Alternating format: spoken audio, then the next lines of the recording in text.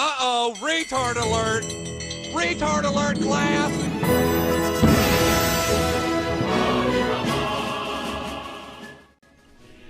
What is your stance? All right, so my stance, at least the stance I'm going to argue within this debate, is that in terms of gender, in terms of a social aspect, that going by whatever people claim their gender identity is, whether that be trans man, trans woman, or non-binary, that is the most effective and useful way of determining what pronouns to use and which way to treat them. And also I want to make a distinction just before we begin that when I'm talking about gender, I'm talking about the utility of gender roles and things like pronouns and names and presentation in terms of a social aspect. So things that would commonly be used in when you're talking to your friends, when you're at work, when you're talking to your boss, stuff like that. And sex is everything biological. So, stuff like chromosomes, hormones, genitals, and all that. I want to make that distinction right away because I think that I don't want to get into, I don't want that to muck up any arguments going forward. But that is essentially what I'm going with. And I know I'm not going to come out of this debate turning you into a big furry trans advocate out of nowhere. But I'll say the personal goal I have is to at least get out of here with you at the very least respecting people's pronouns. That's the end goal you could say I have, because I'm not going to change hearts and minds in a day, but I think that would be like a first step in a sense. I think that from a social standpoint, and I think a fine example of just how ridiculous to a degree it can grow is if you look at the social argument, right? And you say that how people are treated, right? Yeah, like essentially. Are you saying people are treated differently based on gender, right? Well, when I say treated differently, I mean like, for example, like when you treat differently, like when you see somebody who's like a man, you call him by he, him pronouns. If you see somebody who's a woman, you call her by she, her pronouns. That's the biggest difference I'm alluding to. Otherwise, I hope you treat people generally fairly in day-to-day life. So, what makes an individual the gender that they say they are? From my position, if we go by what's the easiest and the just ideal way is just however they identify, because if you want to go by any other way of doing it, you get into all kinds of gatekeepy and well, gatekeepy is the best word for lack of a better term. Just ways of like you have to be so specific of how much hormones do you have? Do you look enough like this gender? Because nowadays the line of what normally looks like a man, what normally looks like a woman, is being kind of blurred in a sense. Like we're seeing so many more men who are feminine and women who are more masculine that nowadays trying to specifically determine and specifically see like, oh, is this person masculine enough, is this person feminine enough, is just overall a waste of time and achieves nothing in the long term. Okay. I can partially agree with you there, and I agree with the fact that it achieves nothing. So you're advocating for the changing of gender to be focused more on the social aspect rather than the logistics and the objectives of it, which would be sex. And the reason I disagree there is because if we look at it from like a practical sense, you just said identity. Identity is pretty much based on just completely self-proclamation, which has no really determinable means except literally by that person's word, which is a kind of a standard like, okay, if someone says it, then it has to be true kind of thing. Well, we already applied that standard to a lot of things in like society today. Like if I say I'm a fan of fucking Smash Bros, like you just believe me because I say that. Like you don't need any sort of proof. And one thing I want to clear up, I'm not saying we should like completely ignore the biological aspect. I'm not like, I no trans person says like, oh, I'm a trans woman, I no longer have a penis. They know that there like is a biological aspect to that. But the concept is like that you want to really separate them, because in a day-to-day interaction, if you're like talking to your friend, they're a coworker or a customer at your job, biology doesn't really play any factor there. Like you don't really like it doesn't come into account, right? All you really have is like how they look, how they talk, how they ask, like what pronouns they ask you to use in that sense. So like in terms of like a social aspect from day-to-day life, biology isn't really important. But obviously, if I go to the doctor's office, I'm not going to say like, oh yeah, I have a uterus, because I don't, right? But like in terms of day-to-day life, nobody needs to know that. Right? Okay, so your comparison, let me get the exact words here. Your comparison to saying you like this or that, that's not something that is really a redefining aspect. Yeah, that's more of like a subjective thing. Yeah, I like me saying, okay, I like Marvel, right, more than DC. Hmm. That's not entirely the same as saying, okay, yeah, I identify as this, so you have to call me by this. Well, I mean, I think in the sense of if we're talking about like identity, like when you say we can't So trust there's people's no. gender is because it's just Mhm. something that they proclaim and we go by that. But the point I was making there was we do that for other things in society. Like you say, oh, you're a fan of Marvel. I don't need any proof for you. You don't. I don't need to be like, oh, well, show me how many Marvel movies you've watched or whatever, because I just take you on your word there. In the same way But that you're if saying that there's no objectives to it, though. It's just completely self-proclamation to it. well, in terms of like gender from a societal standpoint, it is kind of like subjective. Like throughout history, there have been different gender roles, and they have all expressed their gender like differently from different societies. Okay, And even the nowadays, we're seeing history argument. well, even nowadays, even if you don't want to go by history, nowadays we're seeing a lot more like men, like not trans women, men who look very feminine, like dressing feminine, and we're seeing a lot of women who Hmm. dress more masculine. So that line is also kind of being blurred, which is why it's like which is why I think just going by what they say is the most like reasonable because otherwise you're getting into all these like weird specifics and all that like you ever see the meme where people on like weird old people Facebook groups will like speculate about who's a trans person? Like I saw one meme going around where they were trying to say like Eminem was a trans man and they were going like oh his finger lengths or whatever the fuck, and it's like that's essentially if you want to go by strict biology that's what it comes down to, and I'm saying that just wastes time and it doesn't achieve anything. Like okay, we prove Eminem is a Well, trans man and we start like if you you don't want really to. have to do all that. Like, in terms of biology, you don't have to entirely look at stuff like, okay, finger length and stuff like that. There is a set factor. Like, the other stuff is almost set, but it can be a bit inconsistent. You've got, like, uh, bone structure, which can be inconsistent, but there's a recurring pattern there, or skin and the structure of the skin, or genitals. That's mostly consistent, but there's intersex where it's not consistent. But what we do know that is consistent is that if a healthy SRY is present, which is the SRY is basically something that's in the Y chromosome, usually it can go over to the X and it can just not be a very good one. So if a healthy SRY factor is present, that'll result in the baby developing as male. Yeah, but but the thing is, it's the fact that there is so many of these like external factors and complications. I guess you could say, like for example, I think the statistic was like 2% of people in the world are intersex, which that's several millions of people, right? And like when we're trying to make this definition, we want it to apply to as many people as possible. So like it's just because you gotta say because you can say oh there's like there's things that are like typical, but even then you can find a lot of examples of people who don't fit that like standard. Like for me, I'm like stupid baby faced. Like if I don't even gotta put up that much makeup to look like a woman. Like even when I have a beard, people still mistake me for a woman. And then there's also I've seen women who have like thyroid issues who they have full beards. And what I'm saying is as time goes on, you're seeing that line be blurred more and more. So it becomes harder and harder to The set these expectation, defined lines. yes, I would agree with you that the expectations have become more and more blurred.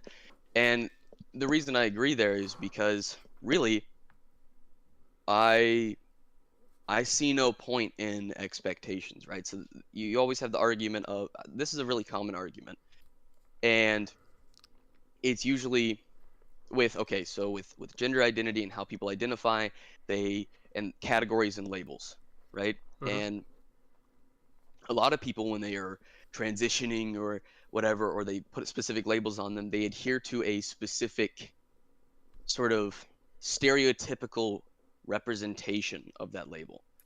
Um, Well, And rather, I see no point in really any of the labels or specifically acting or behaving a certain way. So that's why, like, if a man is very feminine, he's still a man, but he can be feminine because he's expressing himself.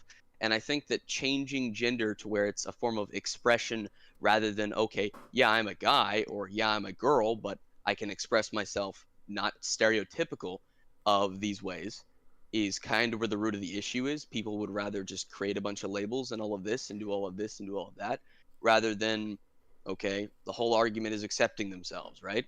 Okay, yeah. well, why not accept the fact that, yeah, okay, maybe I'm a girl, but I'm not very stereotypical of a girl. Or maybe I'm a guy, but I'm not very stereotypical of a guy.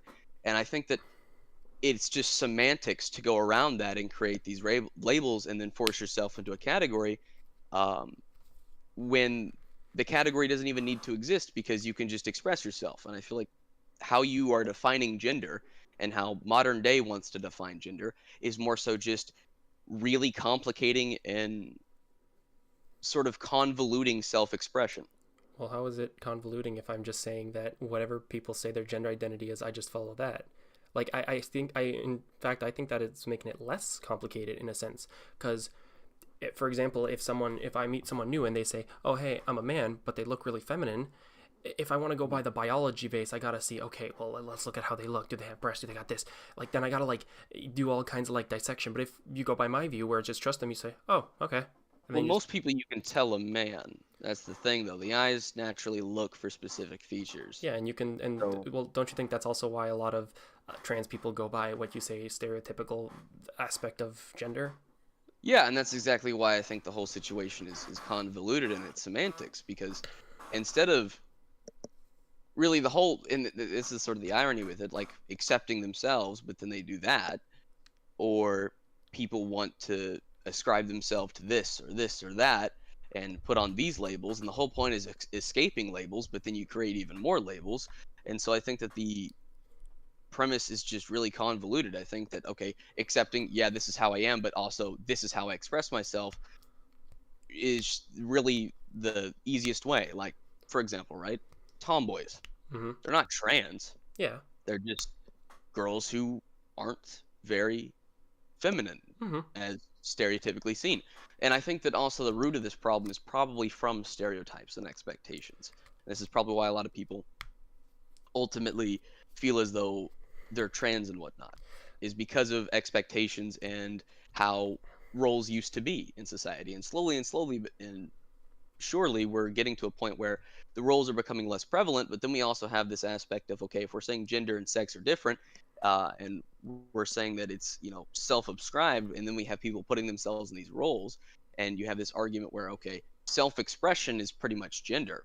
And if you look at gender and the definition of that now, and then what comes along with that is gender expression, uh, it's really just how people express themselves. So why do we need to make this whole complicated venture when people can just express themselves how they want to be, whether it be feminine, masculine, or neither, and dress really however they want to and do whatever they want to, that's regardless of stereotypes, without needing to attach themselves to labels. Well, if you don't mind, if I could just try to take it a different way. So you say you're totally fine if a girl, let's say she dresses more masculine, she wants to be called a tomboy. You're cool with that, right? I don't really care how people dress. Well, okay, but Never have. now let's take it a little bit further. Let's say she says, you know what, I want to be called by a little bit more of a masculine nickname. Not like changing her name legally, just, I want a bit more of a masculine nickname. Would you be all right with that? Like, would you call her that nickname? I wouldn't give a fuck for a nickname. If other people want to, yeah, but I don't really do that, no. I don't really Okay, care for but nicknames. why not? If they say, you know what, I would prefer to be referred to by this nickname. Like, Well, they're not legally changing their name, so it's not like it's legal to begin with, and as well, I don't really care for nicknames. well, what's your legal name? I'd call you Akumu, but I don't think Akumu is written on your birth certificate. We go by We'll nicknames make all a the good time. argument. Yeah, we go by nicknames all the time. What? Well, the point here is pronouns and gender and the name we go by is kind of all tied in with the expression. Now, you already say you're fine if, like, a girl wants to dress more boyish, but it's not, and I can say this from experience, it's not just like, oh, I want to, like, look a bit more feminine, or I want to look a bit more masculine. It's that you physically don't feel comfortable in the roles you were born with. Like, I was born a dude, but I don't feel comfortable in those kind of roles and those kind of expectations. I would feel more comfortable looking, sounding, acting, and being treated as a woman. Now, that's different from being a feminine male, because feminine men are still fine with being perceived and treated as men. I would prefer to be perceived and treated as a woman. That is the biggest difference there. Okay, and my argument here is that perception and stereotypes and roles based on whether someone's born man or woman, uh, slowly seem to be less mattering, especially as society becomes more accepting of people that aren't fitting within those roles. Yeah, I agree. Like, you're saying perception of man in those roles, but then we also have nowadays very feminine men, and that's fine. Yeah. So more and more those roles have become less prevalent. So I think that there's really no need for sort of subscribing oneself to this when you can act the way you want regardless of how you were born. And the argument's also accepting yourself, but rather it seems more so putting yourself in this category and convincing yourself of that category rather than just behaving how you want to regardless of how you were born, right? It's like, okay, here's an example, right? So let's talk about race for a second, right? Sure. Just because someone's born black doesn't mean that they have to behave a certain way or they have to be in a specific category. Well, yeah, no, I could agree to that, but at the same time, there's no really social roles that come with certain races in the same way that there are social roles expected onto gender. Yeah, there are. Well, what roles would you say there are with being If black? if a white person is acting stereotypically black, they're very much called out for it. In fact, a lot of black artists also dislike Eminem. And there's a good example of this was when 50 Cent did an interview and he said that yeah, it sucks for some black people and some black artists don't like the fact that Eminem is white and he's in hip hop is typically black music, but and that Eminem is really good at making that kind of music, and so there are black artists and black people that don't like that. Or you have let's look at nowadays and how nowadays race is handled. Uh, okay, All right. what someone left it seems whatever, but let's look at how race is handled nowadays, right? Okay. And even more you have these sort of standards like okay you have cultural appropriation that now exists where anytime it's mostly aimed at white people it seems, but anytime a white person does anything that's not culturally like stereotypically white, it's immediately deemed cultural appropriation. Okay, now I gotta back you up on there. I gotta back you up there because that is actually not the argument that's made. The argument that's made with cultural appropriation is more so when you see people. It's not always white, but saying white people, like just in general, when people almost disrespect a culture. Like you ever see? There was this video going around with like this math teacher who was like doing this really shitty stereotypical quote unquote indigenous dance to teach a math concept. That would be an example of cultural appropriation because she is taking that culture and being disrespectful to it. Yeah. Well, like if a white person says, and I would agree with that. Well, if a white person says, you know what, I want to learn like a Japanese form of martial arts, as long as the way they do it isn't disrespectful, most people won't have an issue with it. Except then you also have media and the activists behind that using that as a weapon to do the same thing before. Like you have the same thing with what was it? There's something else I was going to compare this to. Critical race theory. And in the idea of critical race theory, it's great.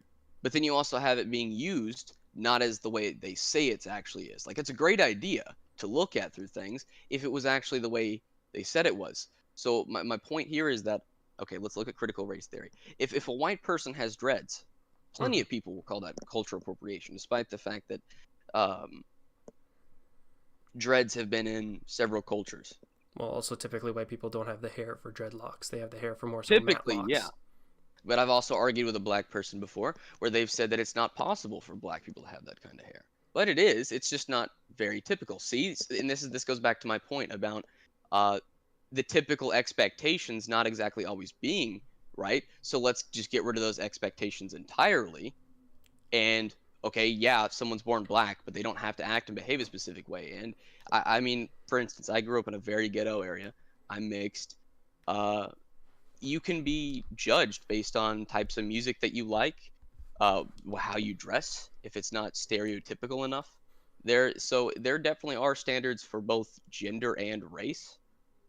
And my argument is just like race, you don't have to behave a specific way or like specific things to be really how you are. Like self-expression and how you were born are completely irrelevant. And I think that society's reaching that point, including with gender, where self-expression, one aspect of society is reaching a point where self-expression is becoming irrelevant to how you were born. And then you also have the other arguments where it's like self-expression is now practically become the definition of modern day gender. Well, yeah, I mean, see, the thing is, I agree with a lot of what you're saying. I don't think personally that there should be any roles associated with gender. If you're like a man and you want to wear a dress, like go right the fuck ahead. If you're a woman and you want to wear like manly clothes, go right the fuck ahead. Like it doesn't, it's like nothing wrong with it. But this is where like because I agree with you up to here, but here's where I'm like, this is where like I'm kind of like disagreeing, and where I don't understand how you jump from that to this.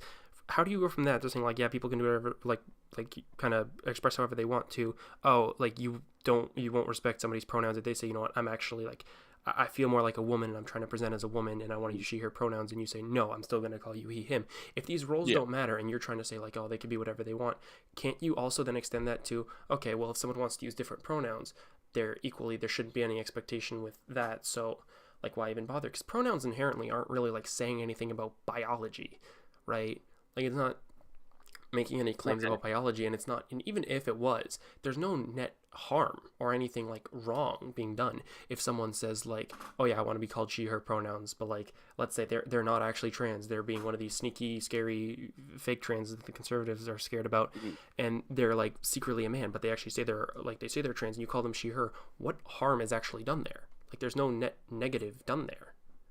Okay, so the first part of your argument, I'm gonna like sort of go piece by piece here. Okay. The first part was, you were questioning me stating that expectations and roles don't matter, so why not call them preferred pronouns, correct? Well, that's essentially what I'm saying, yes. Okay. I just wanted to make sure that before I went on, because I don't want to straw man here. Okay, fair enough. Yeah. So that's exactly my point of like roles and stuff, how people are born. I'm a very like objective person, unless it becomes to things that's like inherently subjective, like, okay, someone likes Marvel or DC. Well, you can't really argue what's better with Marvel or DC, stuff like that. That's stuff that's like really extremely subjective. However, when it comes to stuff like gender and the argument that gender and sex are different, the only reason that argument exists to begin with is because if you say that they're the exact same, it's very easily debunkable. It's the kind of tactic of if you can't beat the game, change the rules of the game kind of thing. And that's kind of why that modern definition really exists as it does.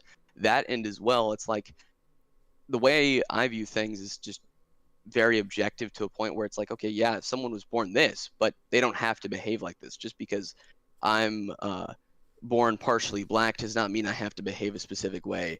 Just it's kind of like that. Like, okay, if I was just trying to say here, like, I get what you're trying to say, but like, what objective standard could you set to determine like what someone's gender is from a social aspect? Like, if you're like, what objective determinant can you use from that? Because the thing is, this is one point what was the guy's name? Bunk. That this is one point I agreed with him on that I didn't think he argued very well, is these categories that we make are ultimately arbitrary. There's no like role inscripted into nature as to how we define these things, right? Like, we just made them up. Like, for example, why don't we just say, oh, if you have boobs, you're a woman, or if you don't have boobs, you're a man? And that would be an objective standard to set, and like we could like see and like measure that. But like, at the same time, like, you're ascribing objective standards to a category and then labeling that category objective. Like, one example I love to use is like, you can set a definition of human to exclude black people. You could say, oh, human is somebody with a certain melanin count in their skin, like below a certain melanin count. And yes, you could objectively measure that, but that wouldn't like be a proper definition. That wouldn't make black people objectively not human, right? It's you're taking objective things and putting them to a category and then labeling the category objective. The definition I can agree with you on, and I agree with it specifically because I think that in a way reflects like the modern definition of gender, because instead of, okay, them being the same, it's now been separated to allow for this, in my opinion, convoluted and out there sort of way of going about things. And to go about what you said with the categories, right? The reason these categories exist, and I don't really care for the subjective categories of how people behave, right? Originally, things were to a degree objective, and then what we did, and you mentioned this thread, this is something I really wanted to bring up, is your stance on what you said about history, right? And gender roles in history before. Throughout history, there hasn't really been anything sort of like how we have roles now for gender, right? So throughout history, there's been sort of typical roles that people had of gender, and they could have varied, you know. So in certain cultures, the men could have done things that aren't really typically we see masculine, right? But they didn't say that, oh, my gender is this because of that. That was just a role within the society that they were deemed to have to fulfill in. So saying that that's a gender role because it's not stereotypical is doing the same thing. It's kind of counterintuitive because you're saying, okay, these roles also, would you agree that these roles don't matter, right? Well, yeah, I can agree that like gender Okay. roles don't really matter. People can act and present however they wish. Okay, so then you're saying there's gender roles throughout history when really those are just social roles. Like they didn't say that they weren't a different gender. And so this is like a very common talking point that I see is that, oh, well, throughout history we've had different genders because they bring up social roles. And so you're saying that those don't correlate, but then you're also throughout history correlating the two when back then people knew that, yeah, I'm a man, but also this is the role that I have to fulfill within my society. Now, was it a poor am I agreeing that we should create systems where you're told to fulfill a role and you have to? I don't like those kind of systems. However, the idea of saying that that's a gender role because it's not stereotypical is just reinforcing gender and expectations. And as well with like what you said in terms of category. Hold on, give me a second here. All right. All right, I'm back. So what was I talking about prior? All right. So I just want to make sure. Categories. Well, I just want to make sure I understand your point. So what you're saying is that these categories like that they did exist, but they weren't like they weren't like associated with gender, if that makes sense, because you brought up the example of a guy saying, yeah, I'm a man and these are roles I need to fill, but that's not like my gender in a sense. I'm trying to understand back then in societies there, and this is the very common talking point where people will be like, okay, well they'll say that non-binary people have existed throughout history, right? Mm-hmm. And their examples of this is not literally people saying that they're genderless, but people not being but their examples are people that do not fit in within the normal stereotypical representation of men and women, right? Well, there's also been examples of people who have had genders outside of men and women, which that is what the umbrella term. So did they means. Self-proclaim? Okay, but throughout history, did they claim that, or is it just because of social roles and how they behaved? Well, no, they did claim that was what they said in like their history. That yes, this is another gender. This is what we like. This is a gender apart from. Do you have an example of that? I know there was something with. I know in India they had a third gender. It's called Hijra or something like that. And then I know they had I could be wrong on this. They had something in indigenous cultures called like two-spirit, where they'd have like it would be like considered like a gender outside male and female. I guess you could say. Two-spirit was more of a cultural thing to do with their religious beliefs, not a gender thing. Okay, then I was that it did get turned into sort of a gender thing where people are like, okay, well, this person says that they're this, and you know that's not normal. So if they're not, if it's not them saying they're male or female, it has to be related to gender when it's more of a cultural thing, cultural and religious thing, right? So, and then a lot of people take those examples. Or, for example, there was a woman who her husband died, so she started dressing up as her husband and doing what he did on a daily basis, not because she genuinely believed that she was her husband or that she was a man, but it was because it was her way of coping with his loss and making it feel as though he was still around and just remembering him. However, people took her as an example of a trans man. So there's a lot of examples of supposed shit like that throughout history that are okay, well, you know, like cultural shit and with tribes and stuff like that, where people are like, that has to be related to gender because it's not, since it's not fitting it within the stereotypical roles, it has to be gender related. So like the whole argument is, okay, well, we're trying to separate from those roles and separate from those labels, but then we're going to reinforce those same labels and roles when we look at other things. And so that's why I said it's a little convoluted. And then if you got categories, your category argument. And the reason why we had those categories to begin with early on was not for really society. It wasn't for like specific roles. Like early on we had it so that okay, we're starting to understand how people work, right? We're Mhm. starting to understand how we as humans and animals work. And then we started attaching based onto that how people expectations and standards, men have to behave like this, they have to dress like this, women need to behave like this. At one point, the common standard was that women should be in the kitchen and not be working, and the man has to be the provider. We attached those standards, which are completely subjective, to what isn't, which was sex. And that was the original basis for gender, was sex, and then we attached all this other stuff. And I think that us attaching that has now caused us at this point in society to sort of people pull away from that. They want to separate that rather than just realizing, okay, these are subjective, this is true, stick to the objectives, get rid of the subjective stuff, because how people behave, how people choose to live their lives should not be relevant to how people really identify, because that's self-expression. And that's why I said that the new definition is self-expression. And with your terms of categories, right? And you say that categories are, did you say that categories are subjective?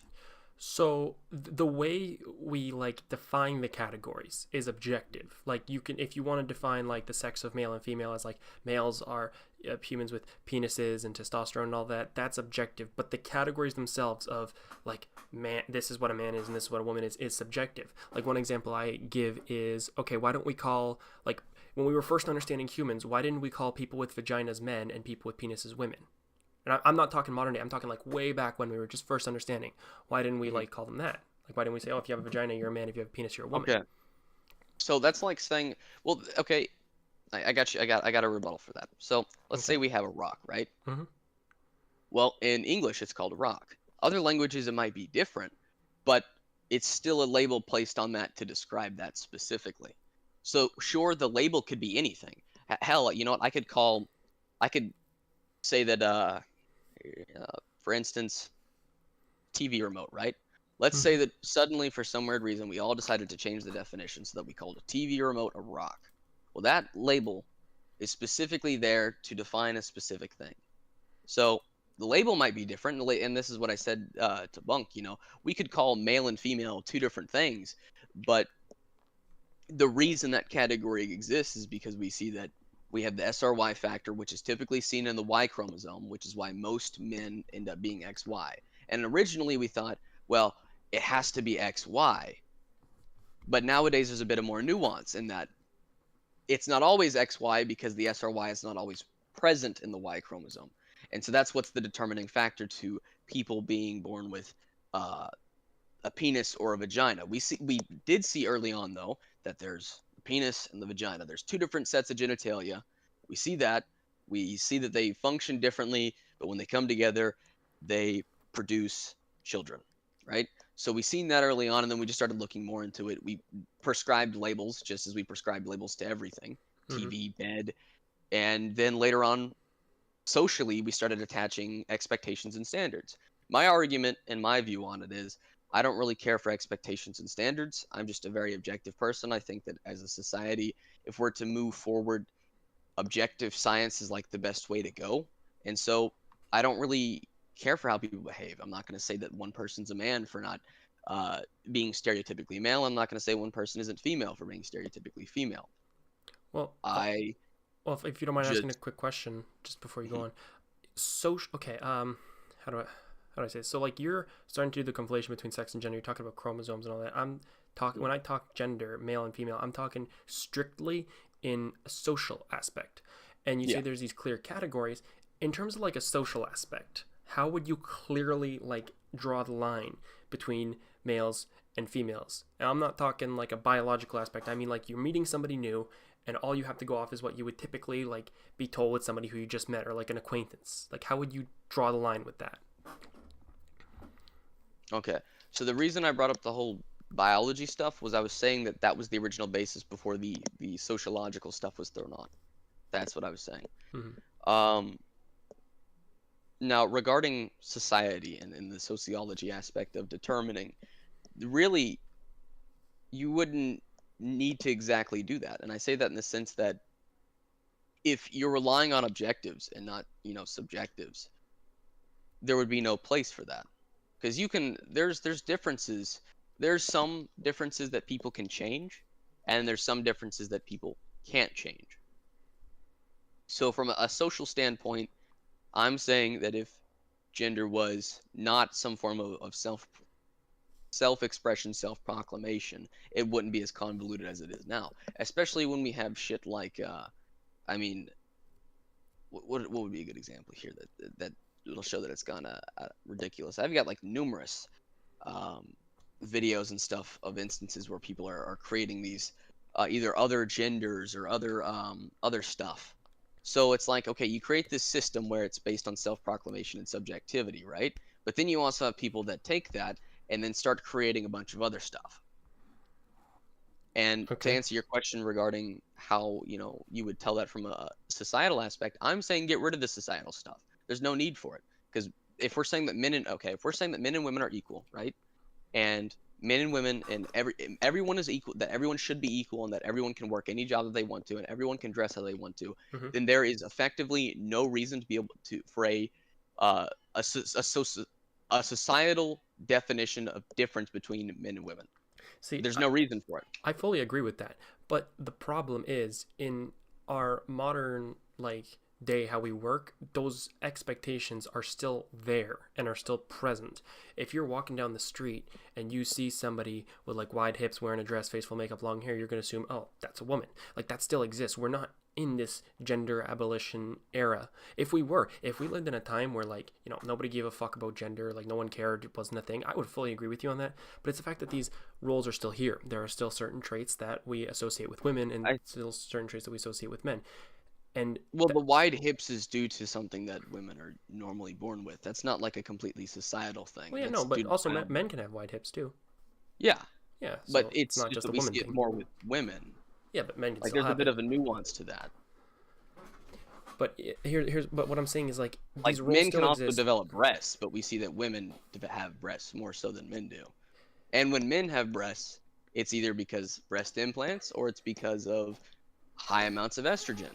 And also, men having low amounts of testosterone is not good in a biological sense because testosterone is very dependent in the male body. So the two bodies function differently, and I get what you're saying with the whole dress thing, but even if we, let's say, we're saying that those categories don't exist, people are still going to dress how they want to, right? Yeah. So if a woman still wants to dress like that, that's not exactly saying that she's forced to, just that that's how she likes to dress. Well, yeah, no, I'm not. The thing is, I'm agreeing with all these arguments, and this is a good thing. I'm agreeing with that. I don't think there should be any expectation with how people want to present, but this is where I don't understand. So if you say that there's no issue with it, that you're fine with people presenting and that these categories ultimately don't really matter, what would then, from that perspective, be the harm in someone saying, you know what, I want to be called a woman and I want to use these pronouns? What would be the harm from that? Because if these categories don't matter, who cares if you get called he, she? Who cares if someone prefers he, she, they, them? Because the way I see it, it's similar to a name. If I all of a sudden in this middle of this debate started calling you Emily, you'd be like, well, that's not my name. That's not part of my identity. And you'd be kind of confused by that, in the same way that pronouns are something that people prefer to be called, in a sense. It's similar to a name. I would prefer to be called by she, her pronouns because that's just how I would prefer to be perceived and how I would prefer people refer to me. Obviously, I know how I was born and all that. It's part of a social thing. There's a few examples and rebuttals that I have to this argument. Okay. Firstly, with the whole thing, you could call me Emily and I would have no problem with it simply because I know that you're referring to me. I'm not saying you should, just that I would have no problem with it because you just said that you would be referring to me, right? So there's the inference of referral, right? And with the way that pronouns and they them work, right? Pronouns were based on being very specific to an individual, right? They them is used for one or more people. And it's very vague, and it's not exactly where it's commonly used when you don't know the person very well, or if you're referring to someone that you've heard of, or you're referring to a group of people. And then pronouns that are gender specific, where if you're referring to someone that typically you do know well, or that you do know to some degree, or you know something about, and that also helps with referring to a specific person, right? So if you're talking about several people in the discussion and you're using pronouns will help you refer to, let's say you're talking about two people, right? One's male, one's a man, one's a woman, right? Mm-hmm. The pronouns are there to sort of refer to that and help people infer who you're talking about in that instance, right? That's the only reason really pronouns exist, is because of inferring and because of language in general. Okay, so I agree with And that. then, But from there, I want to ask that should be more of an argument to use somebody's proper pronouns. Because if, for example, me, I'm everyone knows, like everyone who knows me knows, like I'm a trans woman and I prefer she/her pronouns. Everyone knows that. So if you all of a sudden are talking to, like, making a video of me and you say, oh, this guy named Neko Koda, he did this, it's just gonna cause more confusion because people are gonna be like, wait, Neko Koda's, like, I thought Neko Koda was a girl, this and that. It's just causing more confusion overall. Like, obviously, yeah, if you don't know, that's honest why I mistake. said this whole thing is just convoluted because you have people that want to do that, and look, if people want to call you a girl, I have no issue with that. I don't take issue with what other people choose to do, Mm-hmm. but it's also a choice of belief system, and I believe personally that we should stick to objectives, but not subjectives like societal standards. Well, if we want to go back to a And previous example, you can objectively define black people as not human. And you could do that, but that wouldn't make the definition, like, correct. well, if you change the definition of human so that it strictly didn't have black people in it, like, you could try that, but the problem is and then they would still have the biology of other people. Yeah, but I could say, oh, if you have, like, you're only a human if you have below this melanin count, then, like, objectively they would meet the standards, and then I could objectively But you would define them as require to change non-human. the definition for that, though. Yeah, but That's the thing. that'd still be objective. Like, that would still be an To that objective specific standard. definition, yeah. But that goes back to my previous point about changing the definition to fit what people want. Instead of, it's where if people can't win the argument, they change the definition or they move the goalpost so that they can win the argument. And that's kind of where the whole just new definition of gender really originated from. It originated from when people like when John Money did his study, and then there was a woman that did a book. I can't remember her name or the book's name at the moment. Well, I know what But the both of situation you're them talking about. started, yeah. And then both of them really started the conversation on that, and that's what led to the theory that really they're different because people, and this also led to a little bit of, I guess you could say, philosophists looking at it and being like, okay, well, there's the objectives of it, and there's also the societal aspects that we ourselves attached. So hold on, Kat, what do you want? So then they were like, okay, what if we separate the two? That'll totally just make our stance more correct. And that's how, like, people like the book or the case of John Money or there's 3 other books that I know of that I've got in my Google document, but that's how those books were then viewed as sort of valid when the two were separated. And regarding, like, the whole thing of preferred pronouns, if people want to do that, they have every right to, because here's another aspect, right? Just because someone self-proclaims something about themselves doesn't inherently make it true, because let's say, for instance, let's do a more specific thing, right? In one instance, I can say one thing about myself, right? So, and this is something that a lot of people disagree with me about, right? People say that I'm not a very trustworthy source, and that's fine, because they have their perspective of me, right? Mm-hmm. That's perfectly fine. Or people say that I'm this or that or this or that, right? I may disagree with them, but they're still going to hold that perspective. So it's kind of the instance of what you believe yourself to be and how other people perceive you. And if you want people to perceive you a certain way, that's fine, but not everyone is going to. Well, here's where actually I can prove that my definition is less convoluted. What makes me less of a woman than anyone else? Are you asking me that, or are you asking? I'm asking you directly. Like, what makes me less of a woman than anyone else? How you developed as a fetus. How do you know how I developed? How do you know how I developed as a fetus? So you use the label trans woman, correct? Yeah. That would mean that you're aware that you developed male as a fetus. Oh, I could be lying. I could be born a woman and I could just be fucking with you. Why would you want the label trans woman then? I don't know. Maybe I could be fucking. But the point here is you can't be certain. I could be sitting here with a fucking WAP and, like, triple D titties, and I was born a woman, and you wouldn't know, right? That's the point I'm making here. We can never be certain. And, like, yeah, I say I'm a trans woman, but, like, if I didn't tell you, you wouldn't really know. And even then, even if I said nothing, you could say, oh, well, your voice, I could just be a really good voice actress. And this is just the voice I prefer to put on. Maybe. But this is where I'm saying it gets into all this like gatekeepy like levels shit. Because in my definition, if someone says, oh yeah, I'm a woman, I just go, okay, I'll refer to you by these pronouns. But in your definition, you're saying, okay, well, we need to objectively see how you were born and how you developed and all that. But you can never really prove that. I'm talking like in a day-to-day like society. I'm certain when you talk to your friends in real life, you haven't seen all their genitals. I'm certain of that. You haven't seen like doctoral scans of their chromosomes. You haven't seen that. And that's why we differentiate between like the societal aspect and the biological aspect, because day to day, you're not seeing everybody's biology. You're not seeing everybody's genitals. You're not seeing everybody's chromosomes. You're not seeing how they developed in the fetus. You're just going by how they're presenting.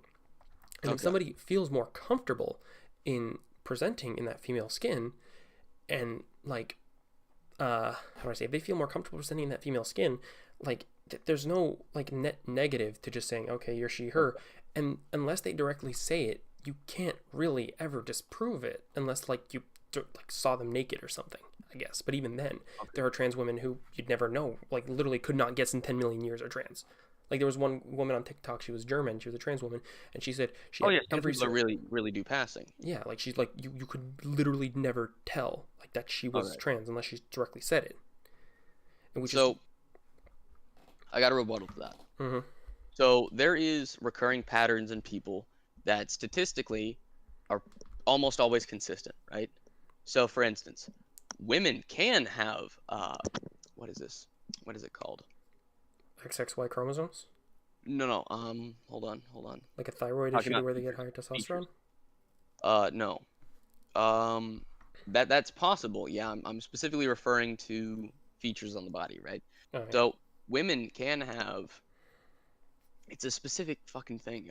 Like butt chins, right? Yeah. Women can have that, but we see it very more common in men, and we also know that when there's a father, if a father has it, the son is going to have it, because it always passes from father to son. Yes. So then there's that. There's also, we know that women have breasts, and the men that do have breasts either have hormone issues going on, which could be from weight problems or could be just from other problems that cause hormone issues. We also know that hips, right? Men can have wide hips, but we see that. Sorry, my throat's burning. We see that women mostly have wide hips, and we know that that's because of birthing children and whatnot. Okay. Or we see that the skin is almost always different, or we see that men mostly have facial hair. Yes, women can have facial hair, but like statistically, men have more facial hair, or statistically, on average, more men are taller than women. These aren't things that we formed. Those aren't really societal standards, because those are objectively a recurring thing that happens statistically. It's not like society is formed around those themselves. Well, yeah, but you can still feminine and masculine things. There's still quite a few exceptions to all those rules. Like, for example, I think the statistic is like 2% of people are intersex. That's millions of people, and like, the thing, this is again going back to my point, where if you want to go strictly by biology and like societal or like what we expect, you then get into all these like gatekeepy things and like, oh yeah, there can be exceptions to this, yeah, there can be exceptions to this. Like I said, there was like people saying, oh, if your index finger. How do you perceive intersex? I'm very curious. Well, I think the definition is something along the lines of people who have sex characteristics that belong to both male and female. And even then, recently it's been changed that like sex isn't binary, it's more bimodal. How men and women are seen as 2 points, and then most people fit kind of in between those 2 points. Okay, and that's the problem with the bimodal. Okay, so the reason why the bimodal thing was made is because to sort of encompass intersex, but they did it very wrongly. And the reason I say that is because and I can get into that, but the reason why the bimodal argument of, okay, it's not exactly binary, the whole argument of XX and XY, that's true. That's not the argument behind gender or sex specifically being binary because of XX and XY, right? That was never really true. The actual argument was male and female are the binary aspects, not XX and XY. But a lot of people put the XX and XY into focus because of people like Ben Shapiro, who to this day have yet to update their arguments. The problem with the whole XX and XY thing is that SRY factor. Sometimes it's not very consistent. This is where intersex comes into play. Hold on, I need to get a drink. My throat is fucking burning. It's all good. Give me a second.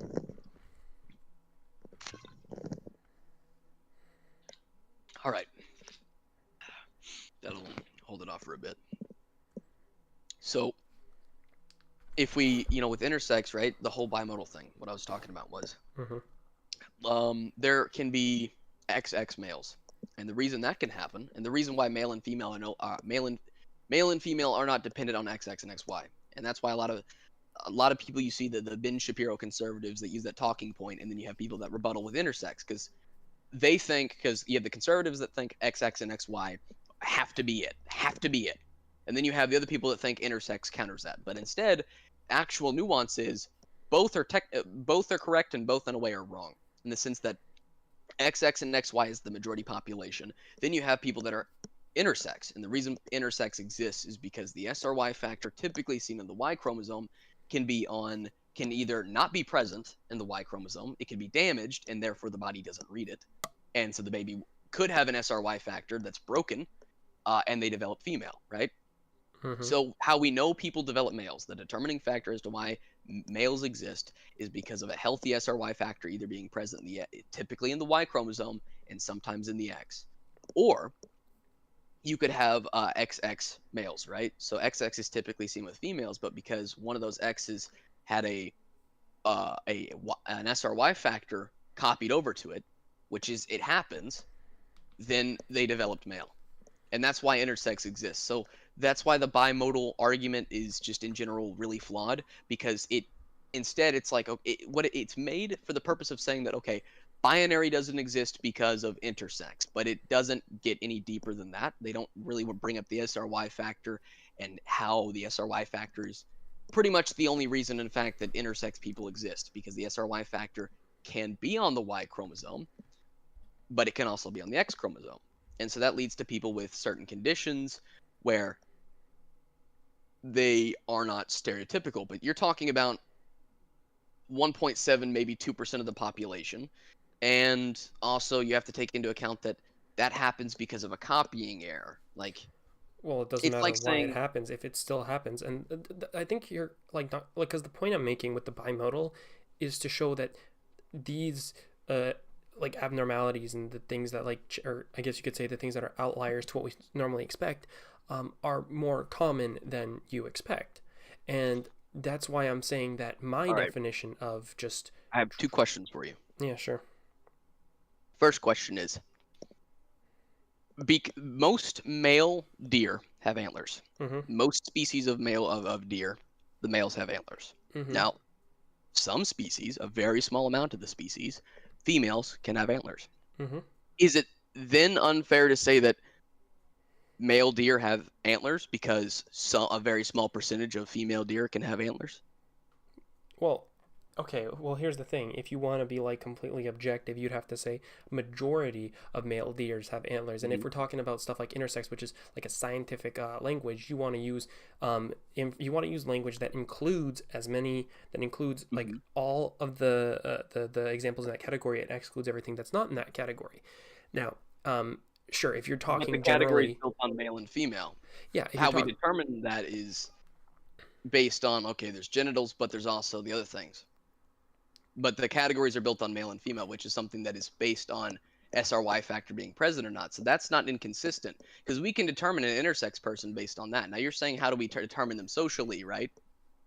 Well, yeah. And do you mind if I give you an example real quick, just to try to get my point across better? So would you say that adopted parents who adopt children, are they still the parents of those kids? Biologically, no. Oh, well, would you say well, yeah, no, biologically, obviously they're not. But in a social aspect, in terms of socially, they help pay for the kids, they take care of them, they watch them, they take them to PTA meetings, and there's still that social role of parent ascribed to adopted parents. Now, obviously, they're not biologically, so if you took them to the doctor and had to ask about their medical history, you'd have to go get the original parents, sure.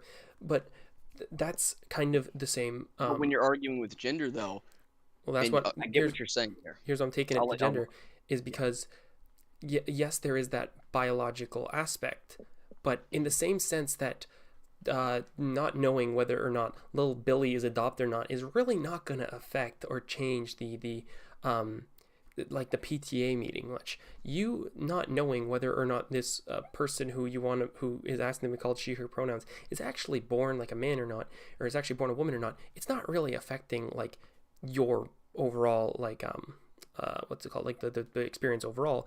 It's actually if we see, like, we have a lot of studies on this, it's a net benefit to affirm people's gender identities, especially younger people. It's a net benefit to do that, and it helps, and it's not a net negative in any way, or it is not a net negative as much to like affirm their gender, but there is a large net negative in a bunch of people saying like, oh, you're this gender, and now you might be already trying to say like, oh yeah, but like I'm just one, like you might be thinking something like, oh yeah, I'm one guy, whatever, but it's not just like one person saying something that like you disagree with. It's a larger societal thing. Like obviously if I say, you know what, Akumu, like you got tiny ass nipples, you're probably gonna walk away and just be like, whatever, like I don't really care. But if like everybody, like everyone who you're talking to for majority of life was like, Akumu, you got tiny ass fucking nipples, everyone would be like, you'd eventually like it kind of like weigh on you a bit and almost become like that's how insecurities form, is like by you knowing that people are like kind of looking at something and like really like over analyzing something in a sense. So the overall point is that it's not causing any negative harm to affirm people's gender identity, and it's essentially is where I'm going with that. Yeah. So comfort versus objectivity is the argument you're doing. Is that fair to say? Well, because here's one thing I don't like about your use of the word objectivity. Like I said before, and I still want like an answer in terms of what you see from a day to day. Like if you're hanging out, if you go outside to like, if you meet somebody new right now and they're dressed like a man, they look like a man, like what I thought I already went over this. you always bring it back to biology and chromosomes, and I'm saying that that's like a different thing. That's one aspect of it, but biology and chromosomes leads to the body developing in specific recurring patterns, right? So that's why we see statistically people who are male are taller than people who are female. Yes, some females are taller than men, but statistically men are taller than females. Statistically, like, okay, something with the male body build. This is something that's very common with the male body build, even if there's wide hips. So the shoulders often stick out more because I forgot the name of the muscle, but in women, it's not shaped as it is in men, and it's practically like a Dorito shape. Not literally. That's often how it's very much exaggerated, but it's got that V shape. And so if you look at like specifically, even I guess a good example to see this muscle, if you want to look it up right now, is when a bodybuilder sort of flexes backwards and you see that V shape and that the muscles attached to that shape is often very much exaggerated, more so in males than it is in females. So there's a lot of things that our eyeballs, even like non-socially conditioned, that our brains look for in partners, right? So the reason why men are really so attracted to ass is because the ass fat is actually used for the baby's brain development. Or hip. Oh my fucking god! Hold on.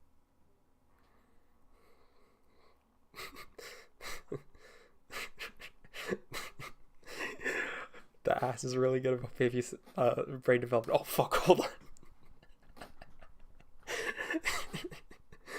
I'm sorry. That was a bit unexpected. That was fucking hilarious.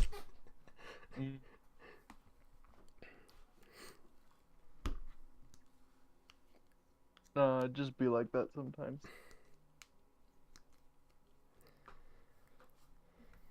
Probably has that shit on record too. Oh, I got all this shit on recording. Oh my god. Beautiful shit.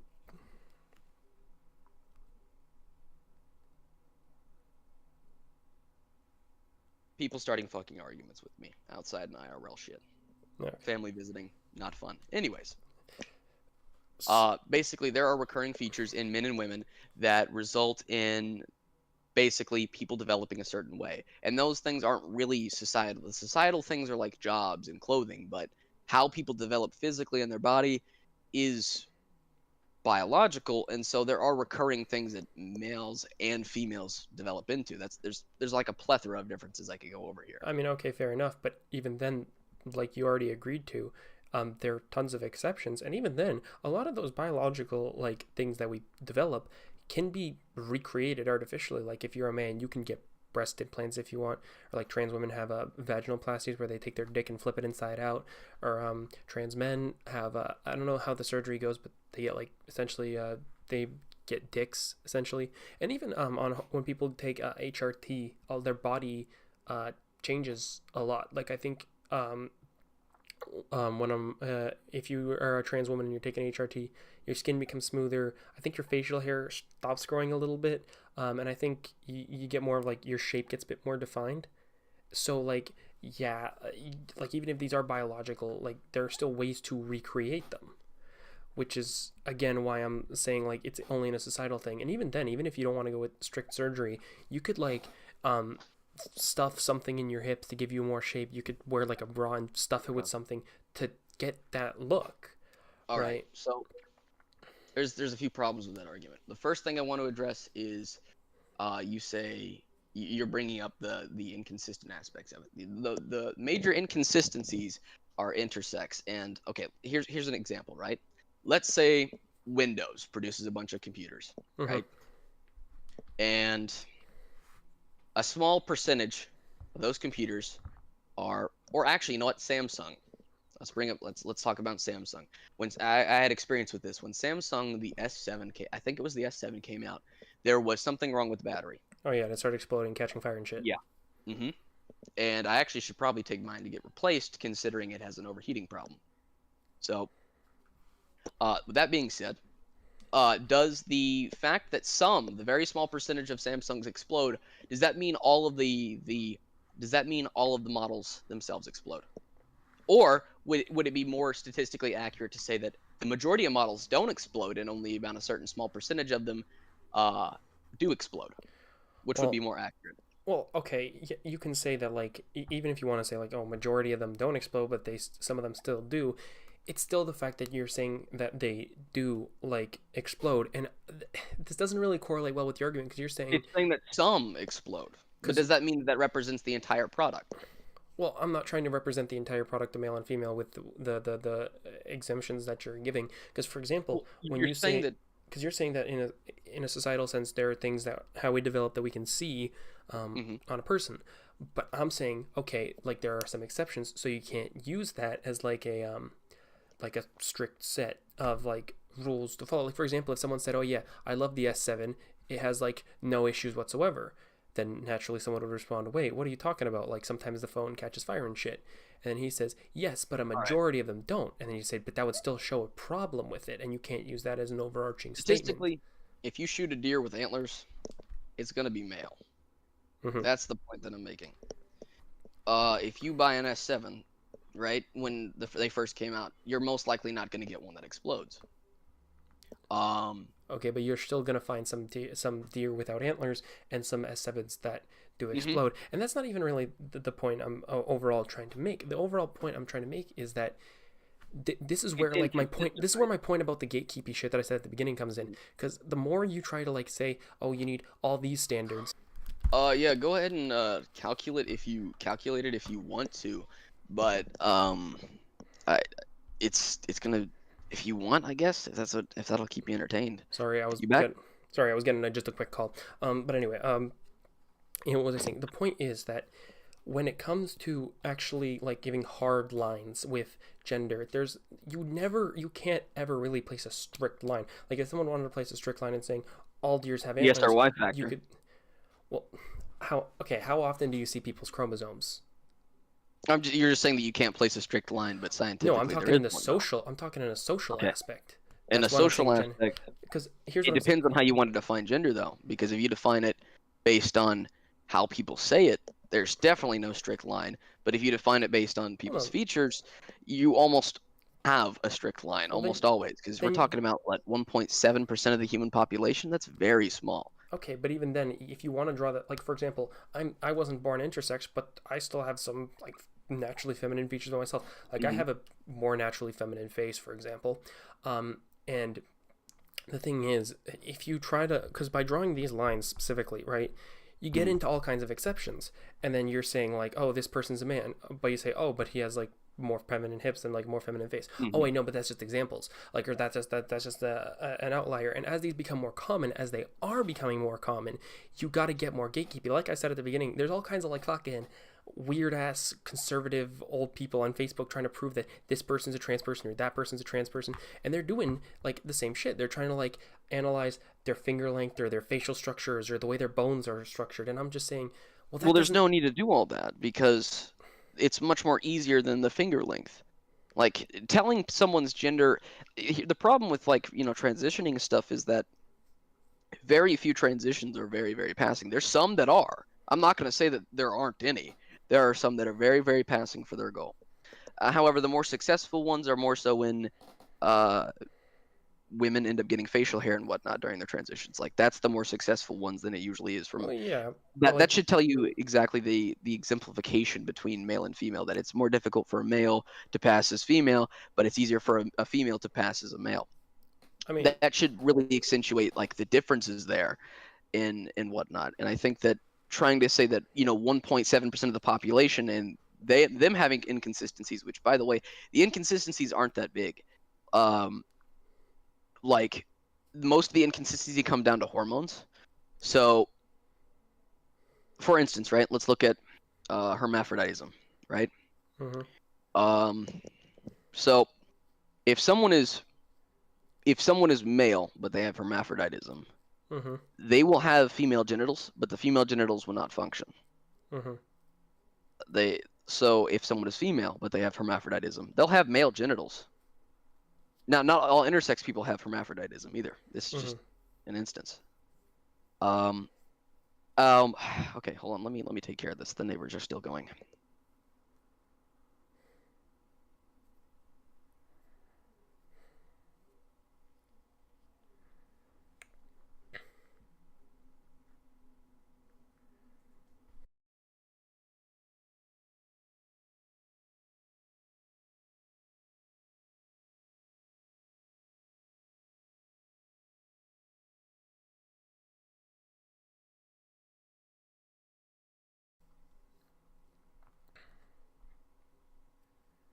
The problem is taken care of. Okay. Amazing. Right. So, if you don't mind, if I can like just respond to what you said earlier. About intersex? Well, it's mainly I'm mainly using intersex as a point to portray that these lines are all like arbitrary, and there's so many like exceptions to the rule. Now, I want to touch on like one thing you said where it was said something like, "Oh, a majority of trans people are not gonna like pass in a sense." Majority of males that try to pass off as female, you can typically tell if they're male. Okay, but aside from the label. Okay, but even then, like, for example, you can say that, like, in the U.S., I just Googled this quickly while you were gone. It says there's 1.4 million transgender adults, and if the detransition rate is astronomically small. It's like I'm saying, like, it's saying some numbers are as low as like out of 28,000 people, 8% reported detransitioning, and it said that some are even as low as 0.4% from different surveys. But the point is, when we're talking about trans people and like being in their goals, it's not necessarily to pass perfectly all the time. Like, for example, even if you want to talk about cis women, there are cis women who are more like look more masculine. They're still like born women, they still have their chromosomes, but they just look more masculine. And same thing with men who look more feminine. And we wouldn't like scrutinize them in the same way we do trans people, where it's like, oh well, you're a woman who looks more masculine. No. I'm not saying you will, but what I'm saying here is like, with trans people, we always say like, oh, you need to pass this way, or we're gonna like clock you and all that. But it's not just like about passing in a sense, because a lot of trans people are fine with not fully passing. I've accepted that I'm not gonna fully pass. Like, I'm probably never gonna reach a point where people are gonna look at me and be like, oh my god, that's a cis woman, right? They're gonna think like, still looks kind of masculine, like in some aspects, and I'm fine with that. Like, I'm fucking 6'3". I'm not like like really, but I've accepted that. But I still want to pursue transitioning, because overall, it's gonna make me feel more comfortable if I am perceived that way and called that way. It's just like how I would personally feel more comfortable. Okay. So this is another thing I wanted to get into. first I want to counter that, and then I got something else I want to get into Okay. regarding what you just last said. Mhm. So the statement regarding the transitioning and stuff like that. Transitioning is often done through cosmetics, Mhm. inverting the penis, or putting on tissue. Neither of the two genitals really function, and I think that's kind of obvious. But then you have some people, that say that they do. I don't know if you've heard of deviant crow. Well, it depends on how you define function. Because obviously, yes, if I, like me, even if I get like a vaginoplasty, I'm never going to be able to bear kids. Like, obviously, like, right? Yeah. Unless like some super big medical advancements happen in the next like 10 years or so. That's never going to happen for me. But I see it possible still- in a few centuries, but yeah, I don't know yeah. about now. But still, I'm saying for me personally, it's probably never going to happen. But still, if like I don't want kids, but for me, the proper like good outcome, I guess you could say, for lack of a better term, is just being able to feel pleasure down there and being able to feel it. That's essentially the outcome that I and most trans people want. Like, and sure, it's not going to function exactly the same as like a cis person's genitals. Obviously, we know that. Like, we're not fucking stupid here. And I think, but it's still the fact that like they're reaching a goal that they want to reach in a sense. Well, like with the males or with female to male, Mm-hmm. unless there's an implant, which the implant isn't exactly common, the genital isn't going to get, the penis is not going to be able to get erect. It's pretty much just like a extended urethra that looks like a penis. And also, for some reason nowadays, they're either very comically large or either very oddly built. Like the surgeries in general. This is an appeal to like feeling disgusted. It doesn't really disprove anything. If a trans man I'm not saying it's disgusted. I'm saying that it's not effective surgery. Well, right? if a trans person says, you know what, like I can still feel stuff down there, it works fine, and it's what they want, then that's as far as I'm concerned, like a successful surgery. Like even if it does I'm look saying that the surgeries are not. I'm saying that the surgeries are cosmetic, strictly cosmetic. Okay. So then you have stuff like hormones, which there are instances where hormones can do nothing. It's not often, but they can do nothing. It's not always the case, but sometimes the body does do that. I mean, it even happens with certain bodybuilders that try steroids, and the steroids are either ineffective or the body is resistant to stuff like that, right? So you're sort of bringing up comfort versus objectivity. So this leads me into my next bit. Wait, how am I bringing up comfort versus objectivity? Because you said that you feel more comfortable. Yeah, but I'm not denying that I was born a man. I'm still born a man. I know, I still but have my that... parts. I'm not denying that. I'm just saying that. I'm not saying you are. Yeah, so I'm not. I'm saying that you're comfortably, you're more comfortable in the category of woman, and you would prefer people to call you that, right? Well, yeah, but in that sense, that's not like giving up objectivity. If I'm in a social aspect filling in that role, I'm objectively, at least in society's eyes, a woman. Now, sure, you can get into the biological aspect, but again, in terms of socially, if I'm going to work and I'm seen as a woman, people see me and they see, oh, this person's like at least trying to look like a woman, and they call me a woman. In terms of socially, I filled that social role. I filled that role that I'm trying to achieve, and I would be a woman in the same sense of a cis woman in a social role. If she's seen as a woman, people call her a woman, she's a woman. In a sense that if I'm seen as a woman and called a woman, then I'm a woman. Now, I don't think that you need to be perfectly passing, or at least decently passing, to be trans person. Again, like I said, as far as I'm concerned, whatever you say you are, I'm respecting that, and that's what you are. Okay. So, but that presents that's a kind of logic that only really is applied to gender. You notice, like if you apply it to anything else, it kind of gets a bit ridiculous, and that's because of just how gender is formed. But you already can. But that's not really true. You say you're a Marvel fan. I look at you as a Marvel fan, and I refer to you as a Marvel fan. You're a Marvel fan. I'm not talking about that. I'm saying that how people perceive themselves is not how everyone else is going to inherently perceive them. And just because people perceive themselves a certain way doesn't mean everyone else is going to, and it doesn't mean everyone else have to. Perception is when it comes to how people perceive someone, it's very subjective. Well, especially yeah, like sexual attraction as well. That's very subjective. Well, yeah, you can still see if you're walking down the street and you see somebody who's wearing a dress and makeup and long hair, you can kind of definitively say to yourself, okay, this person's like doing what they can to look like a woman and to present as a woman, so I'm going to refer to them by female pronouns unless they tell me otherwise. Like Well, obviously, that's obviously, just reinforcing roles, though. You just said that roles aren't needed. no, they're not. But I'm I saying in don't. modern I don't inherently society, think that someone in a dress is a woman. I think that okay, if a woman is in a dress, a woman is in a dress. I don't think that just because someone is in a dress that they're a woman. yeah, no, okay, I agree. But like in modern society, we're not like again, we're not in this like future of gender abolition. I wish we were, honestly. But like nowadays, if you ask most people if they see somebody walking down the street in a dress wearing makeup and long hair, they're gonna think that's a woman. I'm not saying that that's right, but that's just what people will think. Yeah. So Okay, that's a fair statement.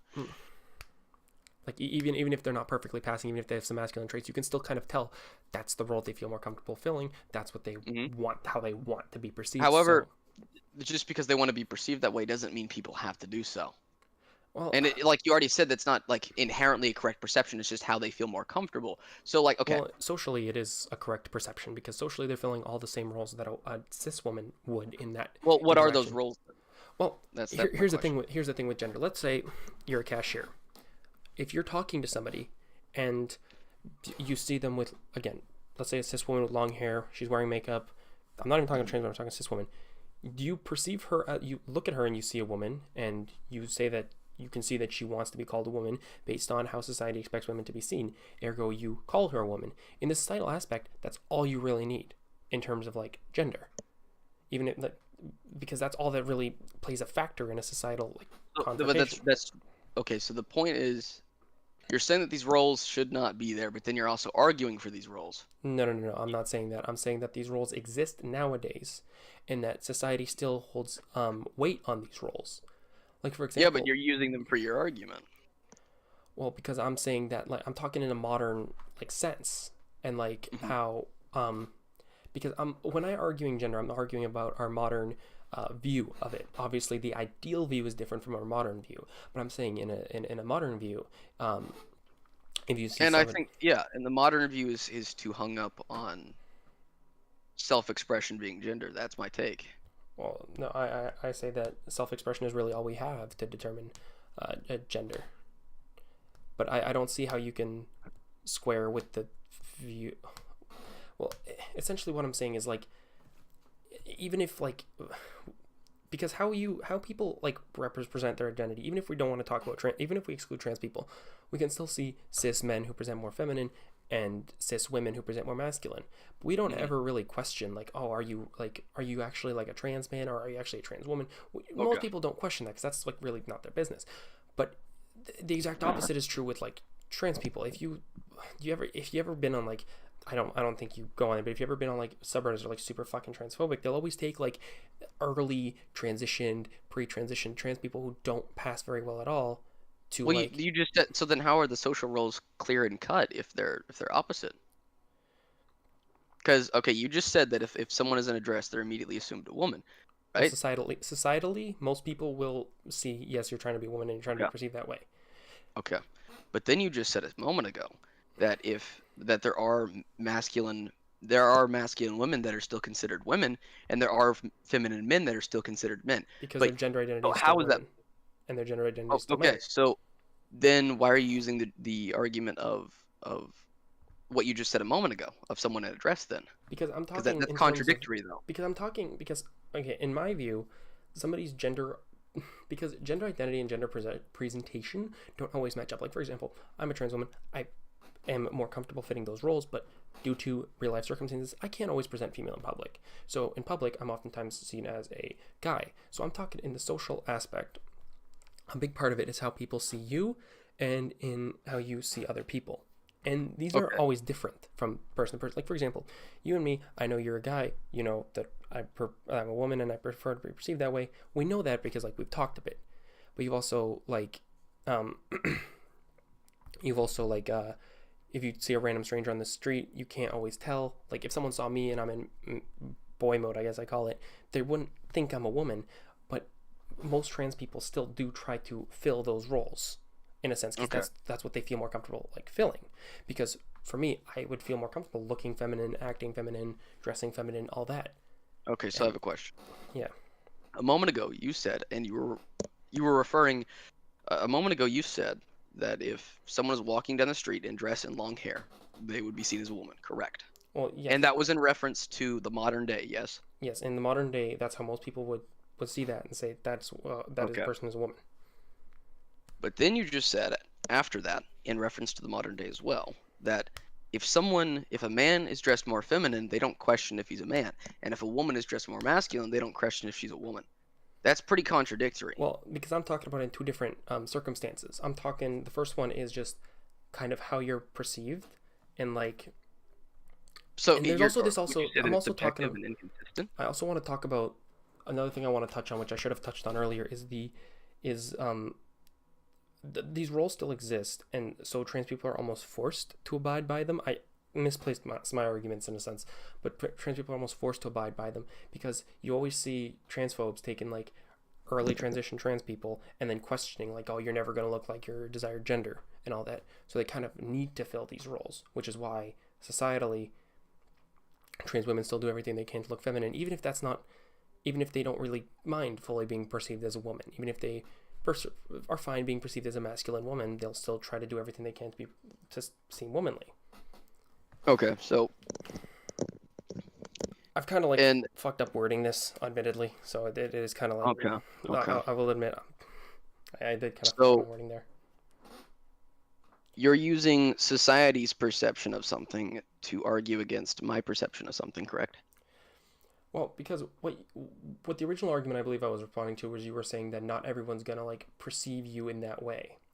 And I Yeah, think not that- everyone's going to perceive the way you want. And you kind of proved that with the way that you said, right, but tomboys and also, feminine men, and then, a person in a dress. But right, but also if you for example, like you can still tell, like even if you're not fully perceived as a woman, the point I was trying to make was, in society you can still kind of tell when people are trying to fulfill certain roles. Like you can kind of tell if you see somebody in a dress and long hair and all that, you can tell that they're presenting feminine and they're trying to look like a woman, and naturally, But like, the goal is to not. The whole point is to be beyond those labels, correct? well, in a sense of like a utopian future, sure, but in terms of like a modern day, being past those labels is not ideal for trans people, because as soon as Well, if you we're ever accepting, hear the name Calvin Gara? it's familiar, but Yeah, I don't know the specifics. So essentially, his whole channel, what he would do was he would go on like Instagram and shit and find trans men who were either early transition or were very feminine, and would always question every aspect about their identity, right? Okay. For example, there was his most popular video was on a guy named Brennan Beckwith, and he made a video talking about his gender dysphoria, and one thing he mentioned was he hated how his like boobs looked. And Calvin, despite saying like, I don't like this aspect of my body, Calvin still said, well, I still don't think you're a man. I still don't think you're like enough of a man. Is Okay. essentially what I'm But saying. that's not. That doesn't only happen with trans people. On a daily, people are bullied for the way that they look. Well, it's not. That's not like a thing that not only just- happens to trans I'm people. not just talking about getting bullied by the way you look, and obviously, yes, everybody gets bullied by the way they look, right? Obviously, but it's more so the fact that like, it's questioning their whole identity, in a sense. Like, Okay. I assume you're a dude. I don't. And think that happens with race as well, though. Yeah. So but for my example, argument is that these categories are stupid, and that I don't abide by them myself. I don't look at them. I don't look at everything through a lens of it's this or that, or that these I don't look at everything through the lens of a social role, right? So that's what I'm advocating when I talk about these things, is to look at not through the lens of a social role, because I think that the social role arguments are just really, really dumb. That's why. And so, like when you said just a moment ago, with a trans man's breasts, correct? And Yeah. that he did not like that, and Calvin took that to his advantage to point out that he was born female. yeah. That happens. That same kind of thing happens with several things, right? So there's social standards with several things, but thinking past those is what I'm saying, not thinking within those. And I think, and you're saying that in an ideal future we would think past those, but the only way people would even get to that ideal future is by thinking past them now, to then get to that point where it's more socially relevant to think past them than it is now. But people would rather, if we're supposed to get to this ideal future, sitting within those roles and reinforcing those roles is not getting us any closer to the future. Right. So if you want to get that future, then I believe that personally, my definition of how we define gender is the ideal way to get there, because I define gender as you are whatever gender you identify as, and that way we're not focusing on any goals or on any roles or anything. It's just, hey, I prefer to be called he, him. I prefer to look more masculine, or I prefer to be more feminine. I prefer to be called she, her. All that. That's all we're focusing on. But by purposely misgendering trans people and purposely not using their preferred pronouns, you are pushing them back into those roles that are biologically given to them. And now, look, I don't. Well, there's no roles that's biologically given to them. Well, Biology. weren't you earlier trying to argue that like they have these biological distinctions? And I'm not denying that they have biological distinctions, but that doesn't determine societal roles. That's my argument. Like, just because I say that, and this is something that a lot of people, Bunk did this too. I really don't like this, but when I say that, okay, someone is born biologically man, that doesn't mean I'm advocating for social roles. Like, right? That's not what I'm doing. I'm saying, yeah, they're biologically born man, but they can dress however they want. They can literally do any job that they want. That's how I view it, right? Mm-hmm. I'm not saying because someone is born male or man, they have to be a specific way. Mm-hmm. Like, I'm not saying that at all. So, if I misgender people, right? I'm not saying, oh, you have to behave a specific way. I'm just saying that's what you are. Like, that's not me saying you have to behave a specific way. Just because I say that,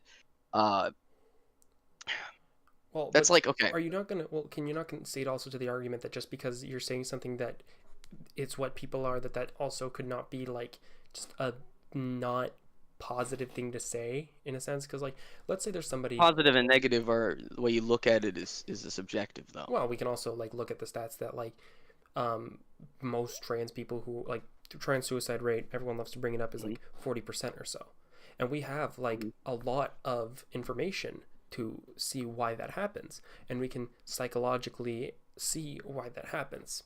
It's because they don't feel comfortable with how they were born. They don't feel comfortable with their biology.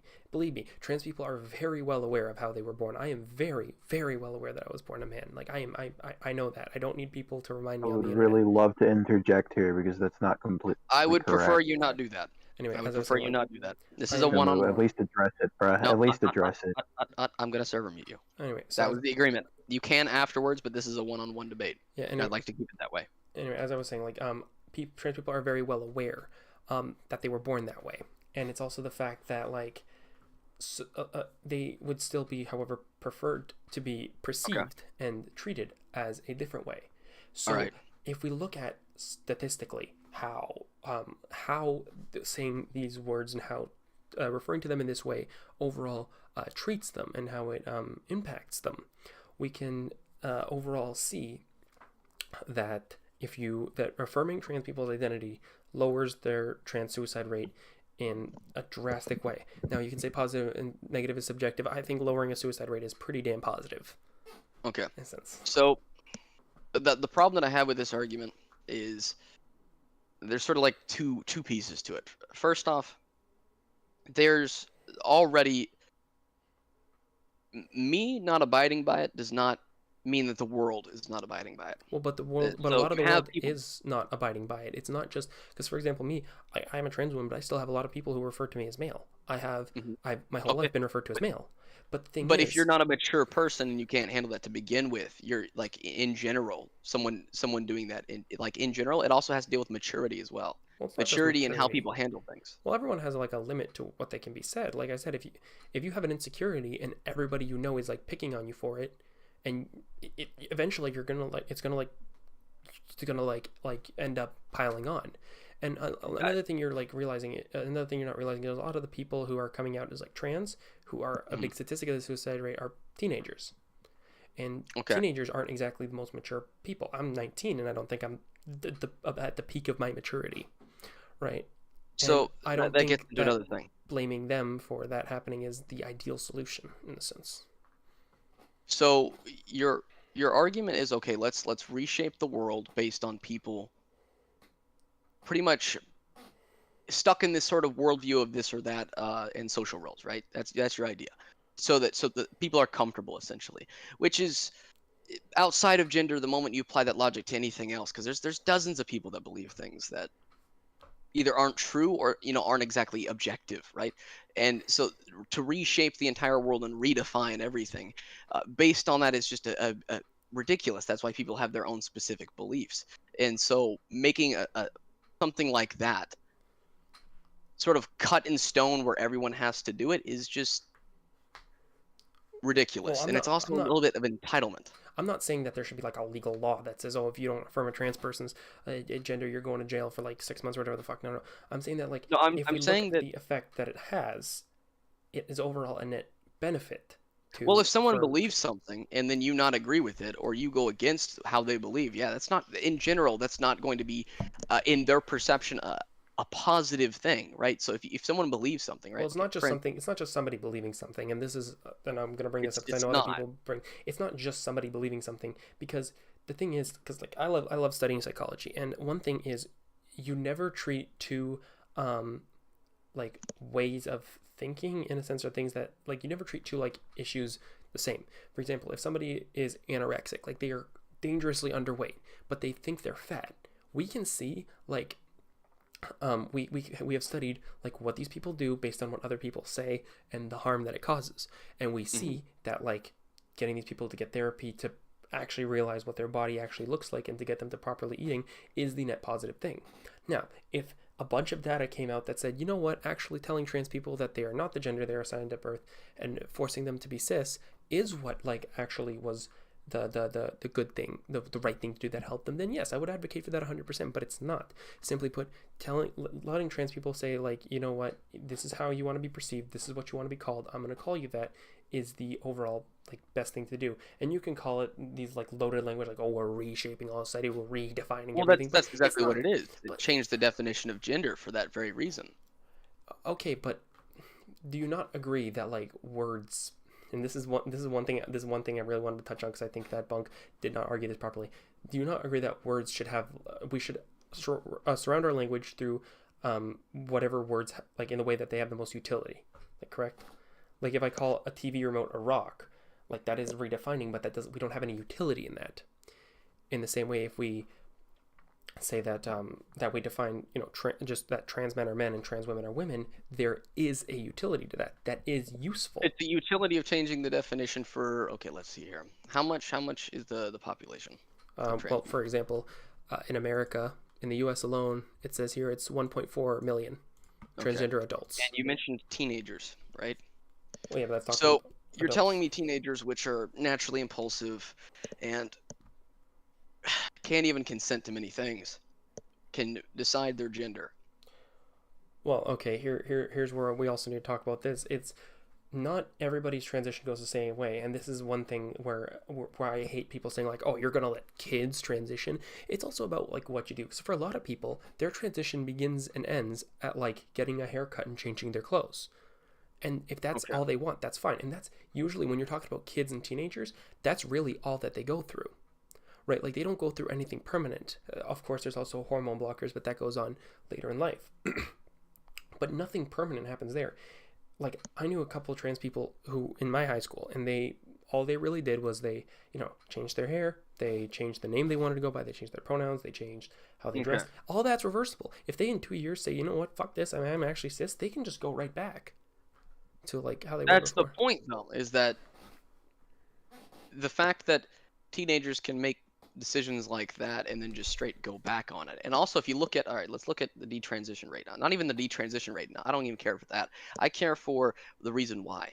A lot of them is a recurring thing when it comes to people that detransition, where there's a woman that did a phenomenal video. Not really a video. It was like a short summary as to why she felt that she was trans. And I've got a growing collection of them to make a point. But a lot of them say that they felt this way specifically because they themselves did not align with the social roles of the gender that they were born, right? So literally all of this is, okay, the problem comes from people not aligning with the social roles that they were born as. So then they want to switch genders to the social role that they are, and that doesn't fix the problem at all. Well, no, because the problem would be the social roles. Well, it does help to an extent, but it doesn't. No one's claiming that transitioning is going to be the end-all be-all to fix all your issues. That's just never claimed. Yeah, but the point I'm making is that it doesn't help the cause. The whole thing, the entire issue, the reason why the issue exists, is because of people feeling as though they don't fit in with a specific social role. and so they then switch or transition because of social roles, right? Mm-hmm. So if we remind people and we tell them that social roles should not be prevalent and that gender isn't some form of self-expression and that self-expression is outside of social roles, and we reinforce that as the common norm, and we start by doing that instead of just abiding by social roles to then, which doesn't fix the problem by any means. Like your argument is pretty much okay. So Social roles cause the problem, so let's abide by social roles even no, further. that's not what I'm arguing at all. And I Then why also did find you it funny that you were mention social roles though? well, because in the modern day, that's how okay, because social roles are not inherently useless. I do say I want to get rid of them, but I want to get rid of them in the sense that nobody is forced into any roles. People can look the way they want, act the way they want, and be called by whichever name or pronouns they want, right? The thing is, if the thing is, social roles are still gonna like exist, even in a or not the roles, but the feminine and masculine aesthetics, I guess I can put it, are still gonna exist in this gender abolition utopia, and there's still gonna be people who want to abide by those. But and the thing is, like, if people feel more comfortable abiding by them and they feel more comfortable being called a certain name and certain pronouns, we see that they are net benefit. And I also want to address something that you said, because you said that you would prefer to reshape society in a sense that they to reshape society to where people are how do I say to where people are like to reshape gender roles so like no one has to follow them. But the question there becomes like, why is that seen as like realistic, but me saying, just respect people's pronouns is this archaic changing of definitions? Because all I'm really saying is, if someone says I want to be called she, you say, okay, I never call him said she. that was the archaic changing of definitions. I said what was the archaic changing of definitions was on the, because you said that, okay, earlier you said when you were talking about psychiatry, is that I was using, like, you said a specific word. I was using was it buzzwords or something like that, when I said that we're changing words, and in the sense that the definition of gender was only changed on the very basis of that. And if it wasn't changed, we wouldn't even really be having this discussion, and there wouldn't be much discussion to begin with about it, right? So the very reason that word was changed and the definition behind it was based on that. That's what I said when we were changing definitions to essentially reshape the world for comfort.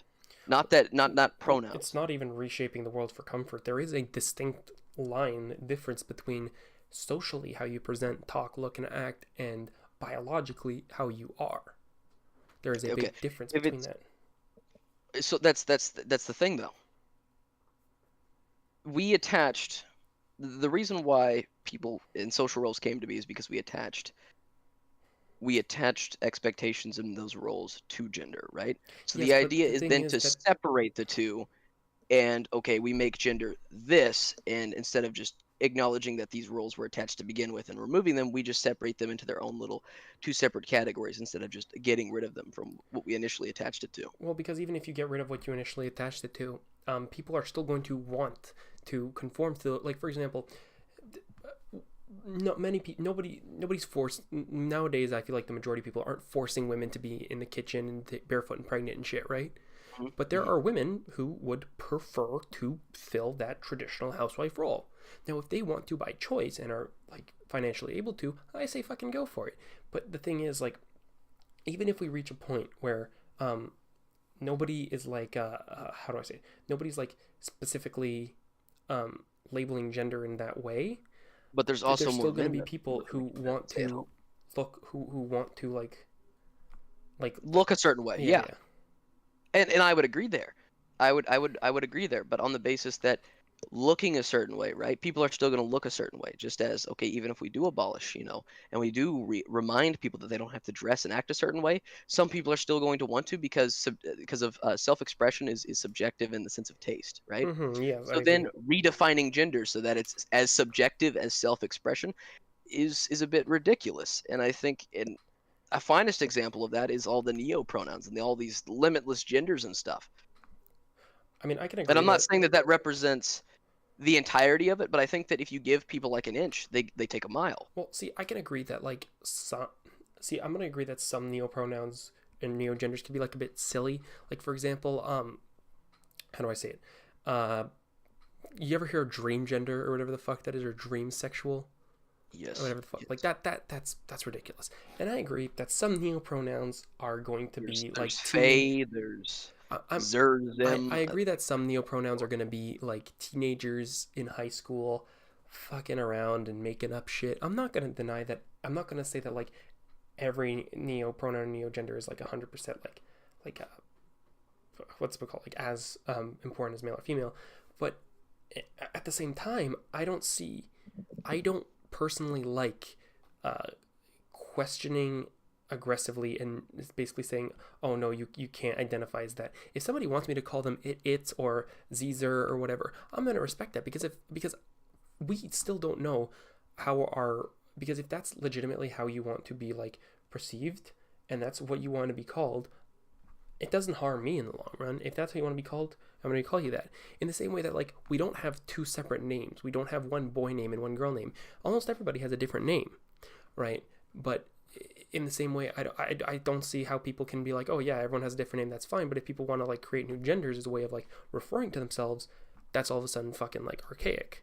Like sure, they're not all going to stick, but like I don't see, but if we give people that room to have some of these genders that are a bit ridiculous and a bit silly, then ultimately we'll have a better understanding of gender. Because a few years ago, a little while ago, a man loving another man, that was seen as fucking crazy. That was seen as like I don't think crazy as fuck. That was seen as like awful and horrible. sexually consenting adults, regardless of gender, having sex is the same comparison to people creating genders. No, but here's my point here. That back then, people did see that as fucking insane in the same way that you see neopronouns and xenogenders and all that. People saw that the same way.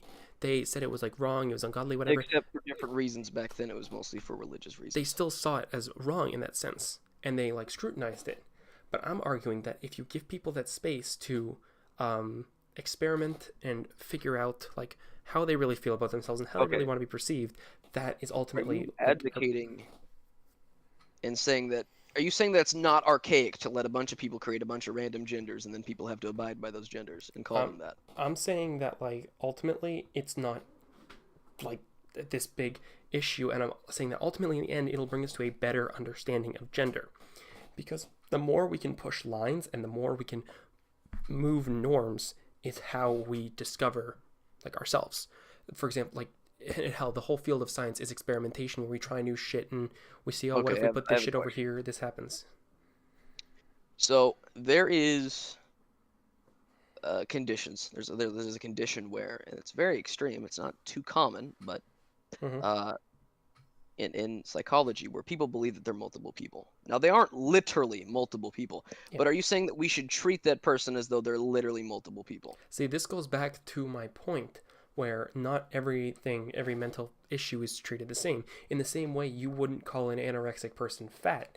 You maybe, like, I don't know what the ideal way of treating that and the best way to help that is, but if we saw like that while they were going to therapy and getting professional help, the best way to treat that is to just affirm that while they were getting therapy and help for that. So if someone has a belief about something, we should affirm it. Well, not every belief, but I'm saying if we see statistically that belief, that affirming that belief is causing more benefit than negative, then yes, we should affirm it. And for example, what about people that are like delusional and think they have superpowers? Okay, but again, if we look, like, let's go with that example. Let's say there's some, let's say Joe believed he was Jesus, right? He got mental torment because he wasn't called Jesus, and no one believed that he was Jesus. Well, should I call him Jesus? Well, okay, that's a different situation. In that case, we would hopefully get him like professional help to see what's going on, because no like mentally healthy person just wakes up one day and says, you know what, I'm fucking Jesus today. Like that just doesn't happen. There's clearly at that point another underlying medical issue, and even then, the best thing to do if somebody's having like that kind of psychotic break is to try to keep them calm while you get them to a professional. Like obviously, if he's saying that he's Jesus, the best thing to do isn't to break out into like a hardcore debate and argue it back and forth. And this is one thing. There's one thing I fucking hate about Dr. Phil and how he does shit. Because for example, there was an episode where there was a I don't woman. even think he's a licensed psychiatrist. I don't think so either. But anyway, there was an episode of Dr. Phil where there was two women who believed that they were pregnant, and thought they were pregnant for fucking years. And there was no fucking proof they were pregnant. Like they were not pregnant. Like just not there.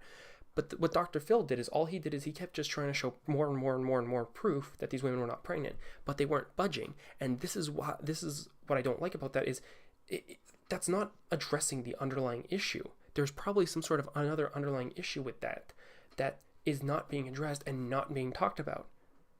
Sure. Okay, so the women aren't pregnant, but they believe that they're pregnant. Yes, they claim they've been And pregnant arguing for years. arguing with them, telling them that they aren't pregnant doesn't work, correct? Well, just arguing with them and just telling them, no, you're not pregnant, is not going to work. Like in the episode, we see that the women, like for example, if you see the episode, the women at the end still, like, I think the women still believe they were pregnant. I only saw a few clips. I don't remember. They did. They still believe they were pregnant because there was another underlying issue that caused them to believe that. And just simply arguing that, even if you could... Are you not seeing the irony here, though? What's the irony here? People believe something, you present evidence, they still believe it regardless, and there's an underlying issue. And I'm saying that the underlying issue is people thinking in boxes of social roles. That's the irony here. Okay, but what I'm saying is, well, I also want to abolish social roles. There are still people who choose to follow those social roles. And there are people who already break those social roles. Like there are non-binary people who try to present as androgynous as possible. Okay, and that's the thing, though. The argument right now is self-expression being gender, and I think that that's ridiculous. I think, well, that's not the argument I'm making. The argument I'm making is that gender is whatever you say, whatever you personally identify with. Whoops, hit my mic there. And that has led to extreme, like, I don't know how you don't see these neo-pronouns on these genders being archaic. Well, because here's what I'm saying. Yes, I'm not going to deny that. I'm not going to say that they're all going to stick around forever. Most definitely there's some that show up, stay for a few months, and then people, like, change it back and forget about it. But and then you have people that are constantly changing their pronouns. I've seen that several times. Yeah, but what I'm saying is it's more beneficial to just give them that space to experiment and find out themselves, because that could lead to a better understanding of how gender works. And sure, like they might look a bit silly. Fine, like yeah, of course they're like the first transgender people ever looked kind of fucking silly probably. But nowadays, if you were to say every transgender person looks, they can have the room to explore it. No one's saying that they can't. But the idea that people have to go with that and go along with it, based on that, is just ridiculous. I mean, like, what's the harm in going with it? Like, if someone says, like, if I said right now, Akumu, I want you to call me by Z0 pronouns, what negative is done there if you say, yeah, okay, and do it? Okay, and I could just say no, and then you could go about your life. Well, yeah, but again, what I'm really asking is the problem, though. What negative? If people can't handle like a disagreement, like I can understand like being hated at. I can like if you can't handle like actual hate, like whether you're being sent death threats, you're told you should die, shit like that. That's really fucked up. I understand that, but if you can't handle like a base level disagreement, like I don't think you were a level-headed person to begin with. So you could say, hey, call me Zer, Zim, this, that, and I say no, go about my day, and comment like. Almost 9 times out of 10, right? The last few times that you and I got into a back and forth, right? Mm-hmm. I was I said no. You wanted my reasons as to why. I gave you my reasons as to why. You blew it out of proportion. And this has happened like continuously, right? So it's where people can't just like take a disagreement. Okay, like if it was genuine hate, if I said, hey, you should fucking die, like that would be really fucked up and I could understand the impulsive reaction. But if you can't handle a disagreement on that, I don't think you're a level-headed person to begin with. Here's the thing we should put into perspective. It's not just you. It's not just you saying no. For example, if you go up to somebody who's cisgender, who's not transgender, like if I called you she, her pronouns, if I called you a girl, you likely wouldn't care. You'd just be like, okay, whatever. It's kind of fucking weird, but whatever. Because not everybody has told you that you're a girl. You haven't had to be put in that place to defend the fact that you're a guy. Trans people are put into that position that they have to defend their gender identity against a bunch of people who they meet almost all the time. Like, I can say this from experience. There have been people who are like, oh, explain why you're trans, explain it. And I try to say, like, this is just how I feel more comfortable, this is how I present. And it's just more badgering. And it's just, ultimately, it's just not beneficial. And there's no harm in just going with it and saying, yeah, sure. Like, that's what you Also, want to be the logic behind, like, this entire thing, like, let's say we apply it to, like, other terms that have varying things, right? So gender is just there to sort of express, like, differences, right? Let's apply that to other terms that exist within society that are there to express differences, right? Let's do it with race, right? So, and I mean, we already have this problem growing as is, and it's ridiculous now, but I mean, if we're going by your argument, we could compare it to homosexuality and how that was, like, ridiculous back in the day, even though that was for religious reasons, right? So let's look at race things, right? So there are specific standards, and I'm willing to bet Kumo here, if because he's also black. I'm not trying to pull him into the debate, just that I'm willing to bet he can agree with me here that with being black, there are specific, like, set things that you have to meet, or like being Chinese, right? This is a very common thing that's made a joke, but it's very common that Chinese parents are a little bit controlling, a little bit like. Oh, buddy, I can tell you a lot of immigrant parents are really controlling. Yeah. Like, I have 2 refugee parents, and they are really fucking controlling. So there are expectations based on race and all kinds of things, right? So the logic presented, okay, well, if I don't feel comfortable with these expectations, let me just change, right? Instead of presenting the issue that these expectations shouldn't be there, let me just change, right? So let's put that logic into perspective. With race, that would be pretty transracial. We already have that.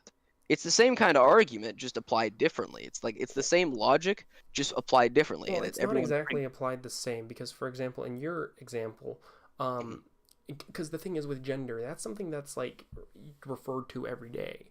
Like, for example, when I go to my job as a cashier, I have tons of people calling me sir, whatever, and the occasional person who doesn't fucking know and calls me whatever. Yeah, but there's something that's affirmed every day. And the thing is, the difference is with for example, the example you brought up with Asian people having stricter parents, how does that correlate to their day-to-day life? I'm saying overall that there's expectations based on how people are. Okay, but like there's expectations and stereotypes. Like, a lot of people seem to think that all Asians are really smart. Or, you know, with black people, you have to listen to specific kind of music.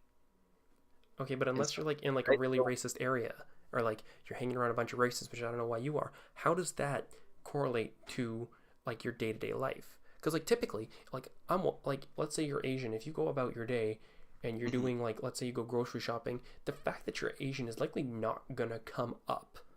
Like, no one's gonna run up to you and be like, you're fucking Asian, and then run away. That's not gonna happen. It just doesn't happen. Like, well, it does happen, but not super often. Like, you know what I mean? Typically, it doesn't happen. But yeah, that kind of thing happens to everything, though. Regardless of, it could happen to trans people, it could happen to men. Yeah, but women, what you're not understanding is, the fact that you're a race isn't something that comes in consistently in your life every day. Your gender does. In almost every interaction, your gender is affirmed. People call you sir or ma'am, or a masculine name or a feminine name or something like that. That is confirmed and affirmed in every social expectation that happens. Now, I think the transracial trend, like, I think transracial, honestly, is kind of silly. I think it's just kind of ridiculous. But it's the same kind of logic, though. That's my point. When you take that logic regarding gender and you apply it to any other category, like, sort of term that expresses differences, it's a bit ridiculous. Okay, now let me ask you a question. Let's say you're talking to somebody. What differences come up if they are black and if they are Asian? What differences come up there? In my eyes, none. But my point is that there's still societal roles and expectations that people have based on racism. Okay, but here's another thing. Let's say you're talking to somebody. If they're a man, you're going to call them he, him, she, or you're going to call him he, him, sir. Their name is Dave, you're going to call him Dave. And if it's a girl, you're going to call her she, her, ma'am, Debbie. Yeah. I don't fucking know. Because that's the thing. That gender is in the same way similar to your actual name. It comes up often in your life. Race doesn't. Obviously, with extenuating circumstances, it does. But typically on a day-to-day basis, it doesn't come up. Like, if you're buying groceries, the cashier isn't going to be like, have a nice day, Mr. Asian. They're not going to say that. They're going to say, like, have a nice day, sir. Typically, it's not going to come up in your day-to-day life. Again, barring extenuating circumstances, I know there are situations where it does come up in, like, a systematic racism kind of sense, but I'm saying, like, typically, it just doesn't, as much as gender does. Okay. So, the point that I'm making here with this is, when you take the logic of, okay, I don't feel comfortable in this sort of category or role, so let me go to another category or role, right? When you take that logic there and apply it to anything else, it doesn't make any sense. Like, this is something specifically sort of, I wouldn't say manufactured, but more so constructed for gender. And anything else, it shows just how ridiculous it can get, especially with the whole neopronoun stuff. And look, I'm not saying people can't do that, because people have the free will to do exactly whatever they want in my eyes.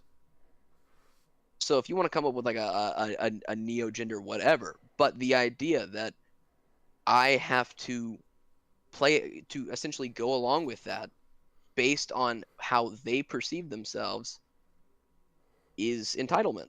And I don't think that well, what is true. What negative is presented to you if somebody asks you to call them, like, If I don't share that belief system, I have to participate in it. what belief system are you participating in? You're not like asked to do much. You're asking to change one single word in your sentence. But it's still me abiding by a belief that I do not believe in. That is still me participating in it, even though I do not believe in it.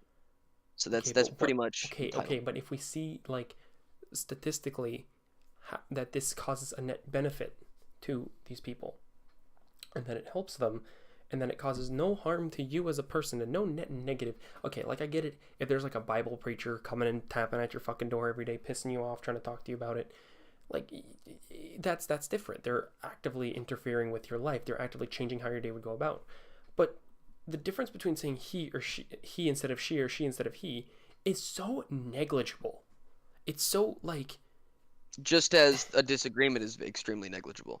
Like, if you can handle it, rational people can handle simple disagreements. Like, if it was legitimate hate, I could understand it.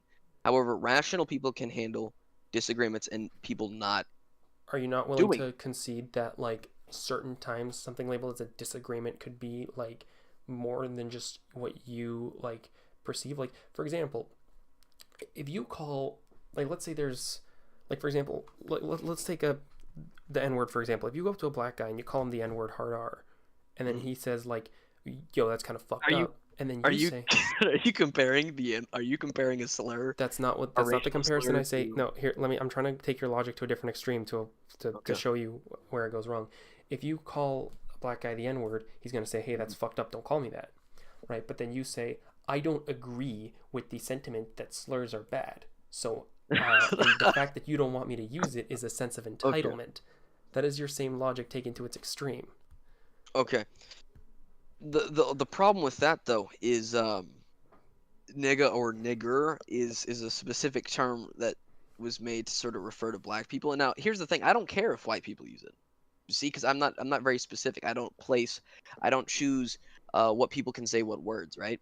So if a person wants to believe that, you know what? They have every right to. That's exactly my point. They have every right to believe that. Does that mean I have to agree with it? No. Does that mean other people have to agree with it? Absolutely not.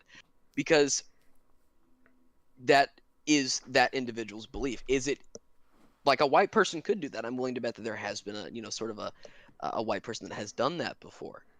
Oh, but there is a lot of white people who have done that before. So, but exactly. So you comparing the two of, okay, I disagree and I'm not going to participate in that belief system that you're telling me I should.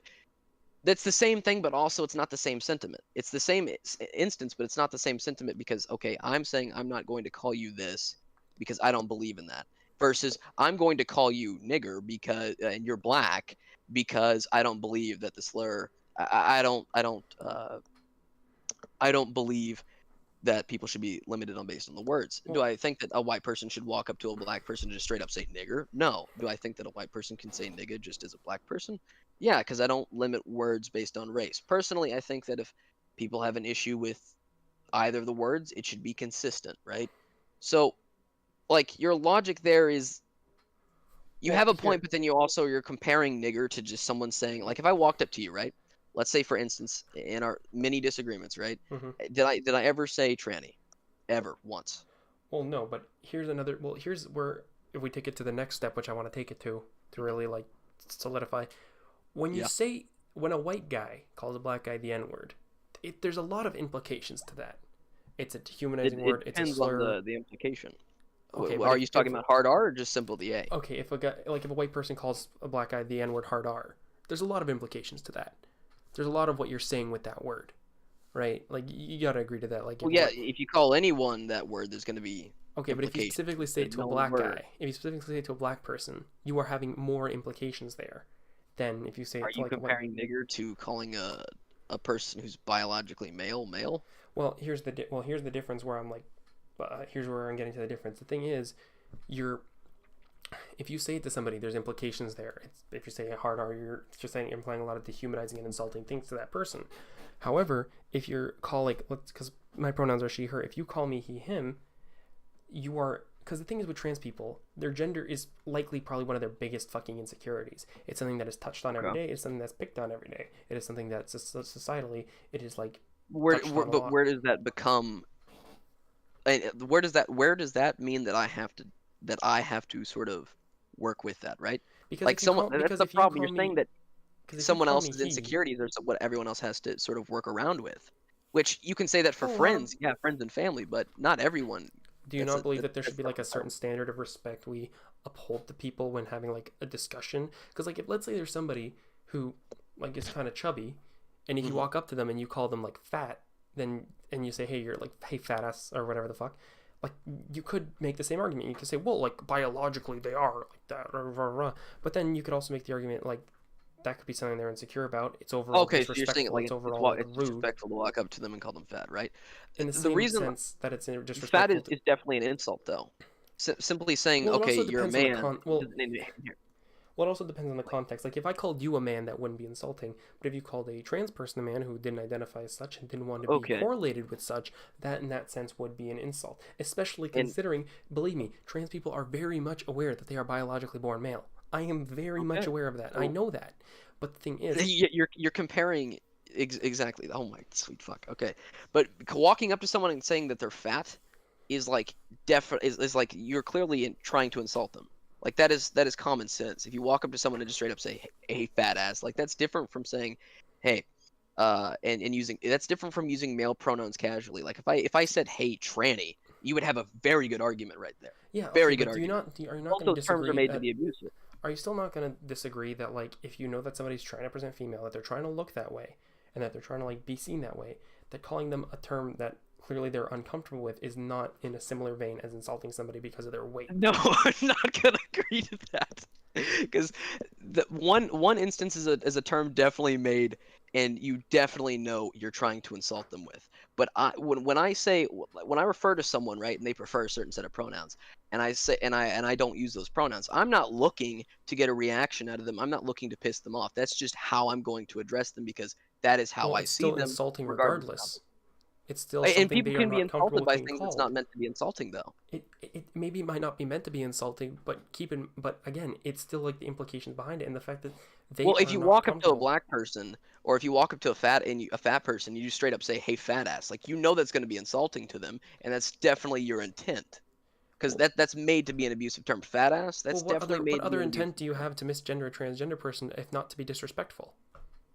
To be direct, to be correct. What do you mean to be That's direct, to literally be it. correct? Like when I specifically, for instance, right? So if I've got someone, for instance, let's say, like casually speaking with you, right? Mm-hmm. I don't use male pronouns because I know it bothers you. I use male pronouns because I'm an objective person. Whether it bothers you or not, that's between you. I didn't walk up to you and say, "Hey, tranny," so I'm not trying to abuse you with any terms. Okay, but the thing is, it's not simply about like the fact that you're directly. It's different from you're not directly coming up to me and saying like, hey, So tranny, if yeah, someone but is it's also insulted by something, if you know that even if somebody is it's not uncomfortable made with to a be certain insulting. term, if you know someone's uncomfortable with a certain term or being called something, and you directly call them that is but that oh does at that point become an insult.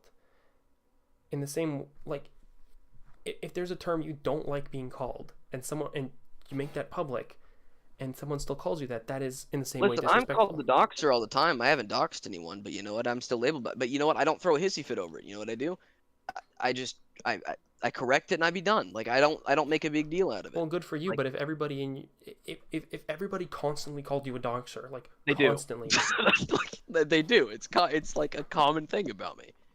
okay, well, again, at one point, would you not see that as like it's eventually gonna like be like kind of like get on your fucking nerves, and eventually you're gonna be like, okay, I'm not No, a fucking doxer. You're because I know attributing how something to people me. are. Because I know how the community is and I know how people are. Because people are going to believe things like that regardless, right? So people are going to have differing opinions. It doesn't, and not only that, but not only are people going to have differing opinions, but here's the thing: I'm a person that can handle a disagreement without fucking losing my mind.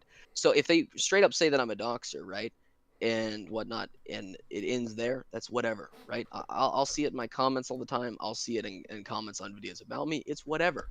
It's funny. I find it very funny, but I'm not really bothered by it because at the end of the day, I kind of know why those sort of exist.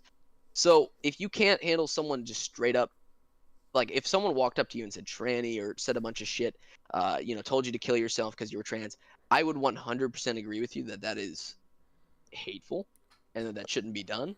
Well, at the same time, But do you not see harm in referring to somebody by a term which they have openly said they're not comfortable with? Because if somebody straight up says, I am, like, let's say you had a nickname and you really did not want to be called by that fucking nickname, and because of whatever reason, and you straight up told your friend, like, you told people, like, and someone tried calling you that nickname, and you said, actually, I don't want to be called by that, can you not call me that? And they continued to call you that. Like, let's say I called you fucking Aki instead of Akumu, and you were like, don't fucking call me that, please. And I kept calling you that. Does that not show a level of disrespect? You could call me that. Yeah, and well, here's the problem with that though. You're comparing. You first tried to compare saying nigger and fat ass to a black person or a fat person, right? Well, because Like, you're okay, still picking on I you're call still Joe picking fat on ass all the something. time jokingly, but he's not fat. Like I do that jokingly, right? But if I were to walk up to a legitimate fat person and say, "Hey, fat ass," that is clear intent. That is a term made to literally insult fat people, right? Versus, okay, if I'm walking up to someone and I'm having a conversation with them and I use pronouns based on how I perceive them, which I would perceive them male, right? That is different from saying, "Hey, fat ass." And so you're trying to But compare the two. You're trying to say what you're not understanding where my comparison gets to is that in both they're situations insulted by there it. is a term that someone is insulted by that they are not comfortable by, which they make clear that they are not comfortable by it. That is the People only can be comparison I'm making. uncomfortable with things, and it still be true though. And Oh, like okay, you can make a racist nickname to a black person. You can say, "Oh, but it's technically true though," and they can still be like, "Don't that's not call what me I'm that, referring please." to. Like if I told someone, right, if I said, if someone had mom issues, right, like mother issues, right, Mm-hmm. right, and or better yet, if they were really impulsive and insecure, like okay, for Kai, let's put Kai for instance, right, and I call him insecure, and I tell him why he's insecure, and I list an example of his insecure behavior, right, he may not like that, but at the end of the day, that's just me criticizing him. Yeah, you're comparing an action to an identity. That comparison does not work. You literally, but me calling a person a man who believes he's a woman a man is also an action. That's literally, and they're both actions. It's not just an action in terms of gender. That's part of somebody's identity, and that's part of how they would like to be referred to as. Okay, and you know what? Let's say I believe I'm God, right? Just because I want to be referred to as God does not mean not everyone has to do that. That is a very fallacious example, and that is not in any way The comparable. the point is behind that is just because someone inherently believes something and other people don't go along with it doesn't inherently mean that they are looking to be insulting or anything like that. Okay, I'm not Like saying that you might not be out to be insulting. Like if you call me he, I don't think you in your mind are thinking, hey, this is really gonna fucking piss him off. I don't think you're actively thinking that. But it still shows a level of disrespect when you call a trans person by a pronoun which they do not identify. That is the main overall point I'm making. It shows disrespect, and it shows that like they have said that they are not comfortable with that word, and that they like don't want to be called that. And Again, you continue to but call you're them that. acting as though like disrespect happens to like only trans people. Disrespect, No, it happens to everybody. If you're not comfortable with something, you're not comfortable. I get called a doxer, but I don't fucking lose my mind because I'm like called a doxer. if you had a nickname, like if I started calling you Aki and you didn't want to be called Aki, and I continued to call you that, even though you have said that you are not comfortable with that, that shows a level of disrespect towards you, and you would be in your right to say. So But that's they not keep calling comparable me. to saying nigger or fat ass. Well, But I get what because you're saying though. You're still using a But- term which is they don't like being called, and it's causing disrespect. That's the overall point I'm making. It is being Okay, so you take it on the disrespectful. chin and you move on. Okay, but here, Flipping your shit here's about the it and difference. making a Here's the big deal out of difference. it. Here's the difference. Me calling you, if I started calling you Aki, that can start and end in our conversation. But if we bring it back to trans people, you calling me by male pronouns does not end at you calling me by male pronouns. It is everybody who I interact with on a daily basis, who I serve at my job, who I work with, and even when I've tried telling some people, can you please call me she, her pronouns, they flip their fucking shit. They start saying all this mean shit. But those and all people that. aren't awesome, but those people aren't rational either then. Well, If they they're just not- said no and went about their day, then that's fine. But if they flip their shit, they're also not rational. Flipping your shit over over a simple disagreement is not rational. Well, it's That's also the point fact that I'm like making. it's not just a simple disagreement. It's everybody is calling them a name they are not comfortable with, and you adding on to that is just adding on to more disrespect. We got to put it into perspective. Again, I get called a doxer all the time. I'm not flipping my shit over it though. okay, People get called things all the time that they don't like, making it but why should massive you add on to world-ending it? issue. Why should you fucking add on to it? In Because my people view, have personal perspectives, just as you said. Just Okay. as we were talking about at the very beginning of this conversation, people have personal perspectives. Just as okay, why should people keep creating these archaic neo-genders? Because they want to. well, it's not just about personal. Well, again, it's not about personal perspective. Sure, they can have a personal perspective, but at the same time, it still That was what we were shows- talking about at the beginning. That's the entire point, though. It still shows that all I'm talking about is like, yeah, you can have a different perspective, but it also is like, again, if we go back to the disrespect thing, and if we actually show that, like, for example, if we go back to like the trans suicide thing, we can see statistically, and your favorite fucking word, objectively, that affirming trans people's gender identity is a net positive to them. Okay, and Ergo, if that's what if people you- want to do, they have every right to do that. But saying that, but if people don't want to, they also have the right to do that. Why? Because of perspective, because of personal decision. Okay, well, let's take another example. If you went up to an anorexic person who believed they were fat, and you said, and you called them fucking fat because you believe that people have different fucking standards for fat. You just generally thought they were fat for some fucking reason. Would you not see that as like, and you, with the knowledge knowing that calling them fat is going to cause harm, do you not see that as like just an overall negative thing to do? Even if you can say like, I have a different Anorexic perspective. thinks they're fat. That okay. Well, that's also a bit different from a conversation, because if I'm having a conversation with someone regularly, right? Pronouns and using the pronouns is a bit different from walking up to an anorexic person and straight up just calling them fat. Well, again, And not only that, but if you call someone fat casually, if you just walk up to someone you don't know and you casually call them fat, you're clearly trying to insult them. well, yeah, but are you not insulting them by calling them a term which they, if you see that somebody has a term that they do not like being called, that makes them uncomfortable, is it not insulting to then call them by that term? If you're insulting them with a term like fat, yeah, but if you're trying to compare someone casually using pronouns to being called fat when you're Holocaust, and not only that, but if you call someone that's anorexic fat, that doesn't make any sense. Well, again, You could do it. You could, and not only that, but if you know someone, if you walk up to someone that's anorexic, and you know they're anorexic, and you call them fat, and you know they're anorexic, and you're trying to insult them, that you have like an argument there, I suppose.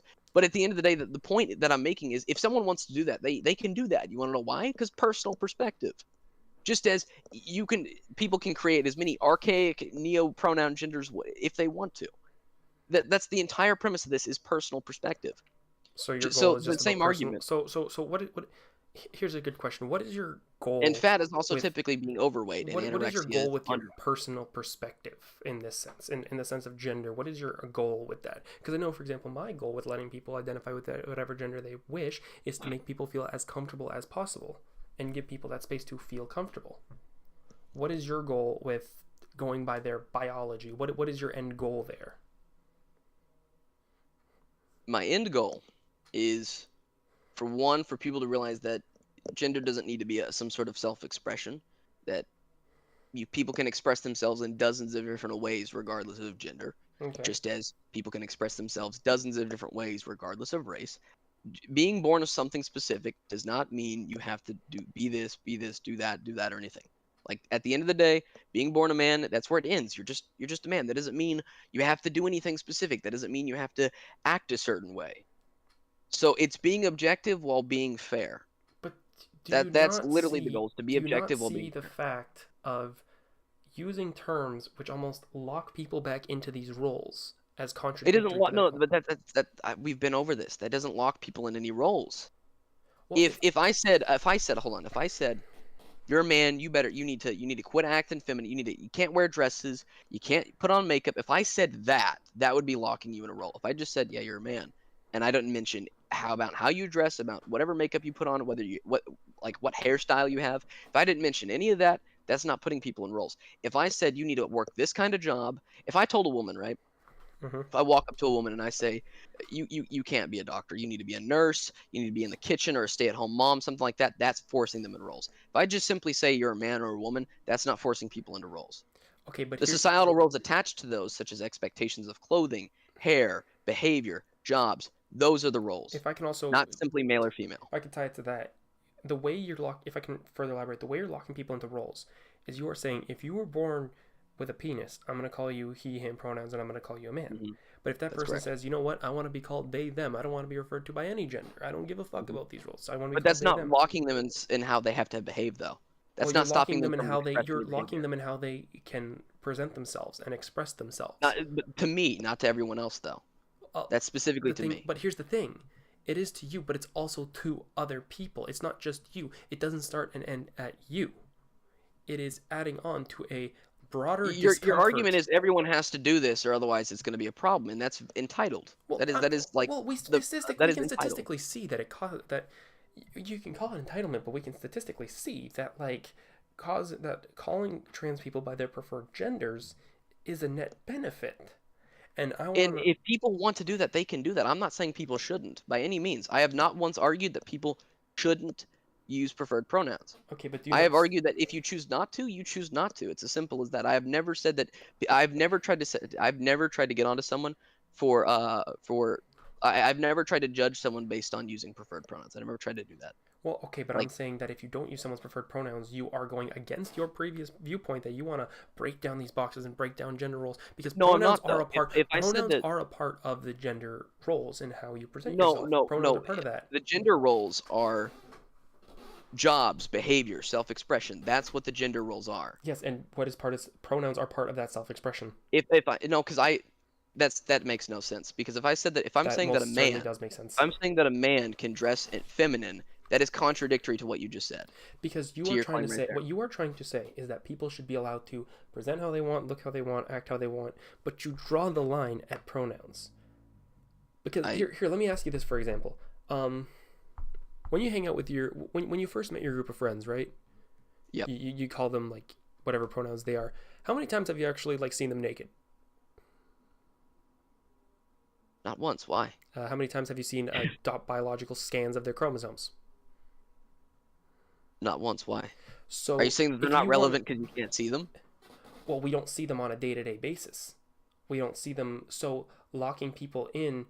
Okay. These pronouns but the problem to biology with that, though, is locking people right back into those roles. We've been over this. Pronouns have no biological basis. Pronouns are all social, and the same that names have no biological basis. Okay. The problem with that, though, is that we've been over this. We've been over the fact that there are recurring features. Okay, but how do those tie to pronouns? Okay. All right. I'm going to explain this. I'm going to go back and explain what I said prior. No, I know what you said prior. I know what you're talking about with generally what we expect from people who were born with penises and testosterone. I understand that. But my question here is, how does being muscular, having a penis, having male chromosomes, having testosterone tie into he/him pronouns? Because that is the initial basis for it. Before the social roles were attached, before the social roles of jobs, behavior, how people should dress, how people should act, those are the social roles that were then attached. Until then, that wasn't the way it was. It was simply, okay, you're born like this, so you're referred to as this. But you're not forced to behave a certain way. But then we started attaching those things, and that became norm. And nowadays, you saying that me calling someone by specific pronouns is forcing them into categories, when I specifically said that men can be feminine and women can be masculine, it's contradictory. Well, because if you want to say that they can be feminine and masculine, why does that stop at pronouns? Why do you not say then, okay, well, if this person wants to look feminine, then why can they not want to prefer to be called by Because she or I'm pronouns? keeping the original basis, the objective basis of gender, while also getting rid of everything else. What objective correlation does a penis have to he/him pronouns? What objective Because basis? that's what it's built on. That's See, literally what it's built on. This is what I was talking about earlier. The categories themselves are subjective, but what's in those categories is objective. Okay, For so if example, I don't like how TV is defined, am I allowed to define it as something else? Here's the thing. You're You're arguing strawmanning right me now. now. You are strawmanning me. What I'm saying How is... am I strawmanning Okay, you? let me explain. The categories... What is exactly in those categories is objective. It is objective that people with testosterone have more facial hair. It is objective that people with testosterone build muscle mass more. It is objective that people born with penises create testosterone. Okay. It is objective that people with... I don't know. You know what I mean. That is all objective. But taking that... All right. What correlates that objectively with he/him pronouns? Okay, so you're talking about the labels, right? So the labels could be anything, like like a TV remote could be defined as something else, right? So That's not what I'm saying. no, you're saying that the label itself is subjective, correct? Yes.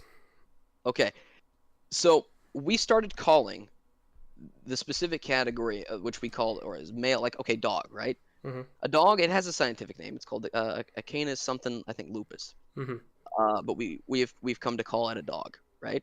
Mm-hmm. So can people just not call the dog a dog because of subjective perspective? Well, They could. There's Would no they net, be correct? No. Well, is there any net benefit? Is there any basis for doing that? Because you're pulling out arbitrary things, but we have a basis. No, for I'm calling trans people by providing their your preferred same logic pronouns. here. No, I'm saying that I'm providing your you same have logic no here. basis. Like, let's say we take a dog. If I want to start calling it a bird, then you can start asking me, what basis do you have to call it a bird? And I would have none. I don't have a basis to call it a bird, so I won't. But my basis for calling, let's say, a trans woman she is because she already is trying to fill up, like, she's already presenting feminine. She already looks feminine because that's how she wants to look. She's doing everything she can to look feminine, and if that makes her more comfortable, then that is what we can refer to her as. There is no biological objective way to tie he/him or pronouns to your biology. There's no objective measurement you can make. You can tie testosterone to male biology and all that. You can tie that all in together. But the fact that men are called by he/him pronouns is not objective. There's no objective standard you can set there. Okay, so I'm going to break that down. Your logic is because the label itself is not objective, people can call it anything, which is fine, but that would literally apply to everything in language. I want you to realize that. Well, no, that's not what I'm saying. I'm saying because there's a basis for using different pronouns. Because, for example, if we started calling dogs birds, that would cause a net negative and very little benefit. It would just confuse people. If you said, oh, I have a pet bird now, and you brought a dog, people would be fucking confused, wouldn't make sense. But we do have a good, there's a net positive and a good basis to refer to trans people by their preferred pronouns. We already have a basis for that, and we already have, a standard for that. A basis which is reusing the same social roles. Well, it's not even... I'm talking if you want to get rid of social roles. Role. Even if you want to get rid of social roles, there's a bunch of trans people and trans spaces who, they want to go by he, she, and they pronouns. They want to be called he and she. They want to be called he you know or what? she. They have every right to do that. They do. I'm not saying that they don't have that right. I'm not saying However, you're the saying they idea don't that have someone that else right. has to. Okay, so then the idea that someone else has to, they don't. Well, I'm just saying that it is Just a like I don't have to disrespectful call thing this do. remote a remote. I do, but I don't have to. Well, I'm saying that it is all a about disrespectful thing to do, in a sense, to call a trans person. Literally nowadays, anything can be seen as disrespectful. If I said tranny, you'd have a good argument, but that's not the case. That's very fallacious, dude. You're just trying to absurdify. No, people can feel disrespected by anything. Okay, but if you feel disrespected over a disagreement, that's not rational. But here's the thing. Do you actually have basis? Like, if I called you if you called me an egg and I got fucking offended by that, you would then ask me, why do you feel offended by that? I wouldn't have a basis. I wouldn't have. Well, you'd probably be curious as to why I'd be offended by being called an egg. You'd at least like question it or be confused as to why. So then you'd probably be like, what the fuck's the big deal about it? And but you feel disrespected by it. But you in this scenario, you feel disrespected by it, correct? Like, in this scenario, if you called me an egg and I felt really disrespected and I felt fucking pissed so at that. that proves my point that you can be disrespected about by anything. But here's the thing, you're not letting me finish. If I feel disrespected, you'd probably be a bit curious at that, and they're like, oh, well, why do you feel disrespected would be probably your next question, because you'd be fucking confused. And I wouldn't really have a basis for that. I wouldn't be able to explain Kumo, I it. explained that at the beginning. But here's the thing. Here's the thing. If that. I can clearly explain why calling a trans person by their not preferred pronouns is disrespectful, because you are essentially calling them by a term which they do not feel comfortable being called, in a sense. And that is where the disrespect comes from. Do you remember at the beginning of this conversation when I talked about how pronouns are used in language? Yes, sure. Okay. It's literally made to refer to specific people. Like they/them, there's a reason why that's not really a gendered pronoun, but nowadays it's being sort of turned into one. Because they/them is a very vague reference that can be one or more people. Mm-hmm. Unlike he or she, those are very specific to one person. You can't point to a group of people and say he's, unless you're referring to one person in that group of people. But if you're trying to refer to that group of people, saying he or she in reference to them is not grammatically correct. Okay. So the point that I'm making here is that it's used to refer to people based on perception. It's not really something really selected. Okay, and I said this at the beginning. Goes back to your earlier point. You're trying to get rid of these roles, and now you're saying that we should base it on perception. So, like... No, I'm not saying... Oh, my... I never said roles. You keep bringing up the roles, but I never once have mentioned job, behavior, how people should dress, or anything. Those are the roles. Presentation. You're saying that you want to get rid of all this, like, the standard set that, like... How people personally present. I'm not saying people should force people into presentation. I'm saying how people view the presentation. That's different. I'm not saying people should be forced into how they present. Okay. At all. I'm saying how people perceive that individual. That's how everything literally works. I might not be a doxer. I haven't doxed anyone, but people throw that claim around. Is it correct? No, but I'm not going to throw a hissy fit over it. Okay, but again, here's what you're not here's the thing about language in general. People's reaction and the way they react to everything is completely subjective. Emotion is a subjective thing. But here's the thing. If someone straight up says, please do not refer to me by this, and you say no and continue to refer to them by that shows a level of disrespect. And I'm wondering, what is your direct goal? Because you can say you want to be like direct and like correct, but like I've seen some of your videos and you're talking about like Fuchsia Butters or Doodle Tones or other people, and you're calling them by he him pronouns. It gets confusing. Yeah, because they're males. Yeah, but it gets confusing, and no, they're not males. They feel the same. They are women in a sense. Trans women are women. I can verify they're males. But they are not males. They are trans. They are women. I can definitely verify they're males. Okay, biologically, sure, but in the terms of their gender identity, they are women, and trans women are women. Their body, which is, by the way, humans are just nervous systems operating a meat suit. Okay, there's nothing special to us except, we have the ability to slightly be conscious. And inevitability, there's going to be other creatures on Earth that evolve to that point, very likely. We're not very special. We're made of the most basic things, most common things in the universe, right? So to sort of treat us special is a bit ridiculous. We are biological creatures. So okay, but you say that I can't say that he's a male, I can definitely say that Fuchsia's a male when he's referred to his penis before. Okay, but here's the thing. Are you not willing to concede that there is a difference in terms of... Okay, here, let me ask you another question. When you made your video on Fuchsia Butter, how often did you have to like look at a scan of their chromosomes or actually see their penis? How many times? Well, I knew he was male because of that's first not my off his voice. That's not my His question. voice. What if his she's voice. just a really good voice actress, and that's just what the way she wants to talk. Yeah, but you do realize that that likelihood is very low, and also True, that but he it's still also a referred to his possibility. penis in a live stream. That okay? What if they're intersex? What if they have a penis but it doesn't work? You already conceded to the fact that intersex people have penis. That He's got balls though. He's referred to his balls. okay. And how do you know So his they could penis be would function. joking, and they could have balls that just don't work. Intersex people do have a dick and balls that don't work. If the penis is there, it's highly underdeveloped. Okay, but they could still, but you still haven't. So, and directly this seen goes it. back to the thing that I talked about earlier.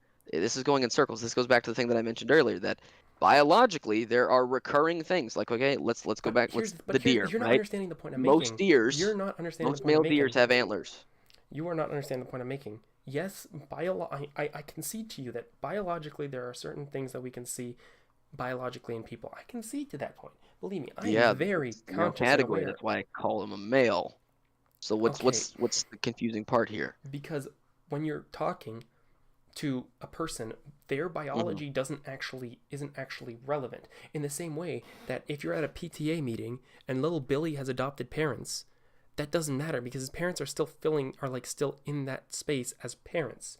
You wouldn't single Billy out and be like, "Oh, Billy, those aren't your parents. They're just fucking kidnappers. They're not your parents." And you could and you Okay. could still make your same argument there, but in that sense, that could Except just be pronouns wrong. are based on gender, and how I define gender is based on biology, not social roles. I've explained this to you before, Biological actually. role of but the thing is, here is where my original point comes back to.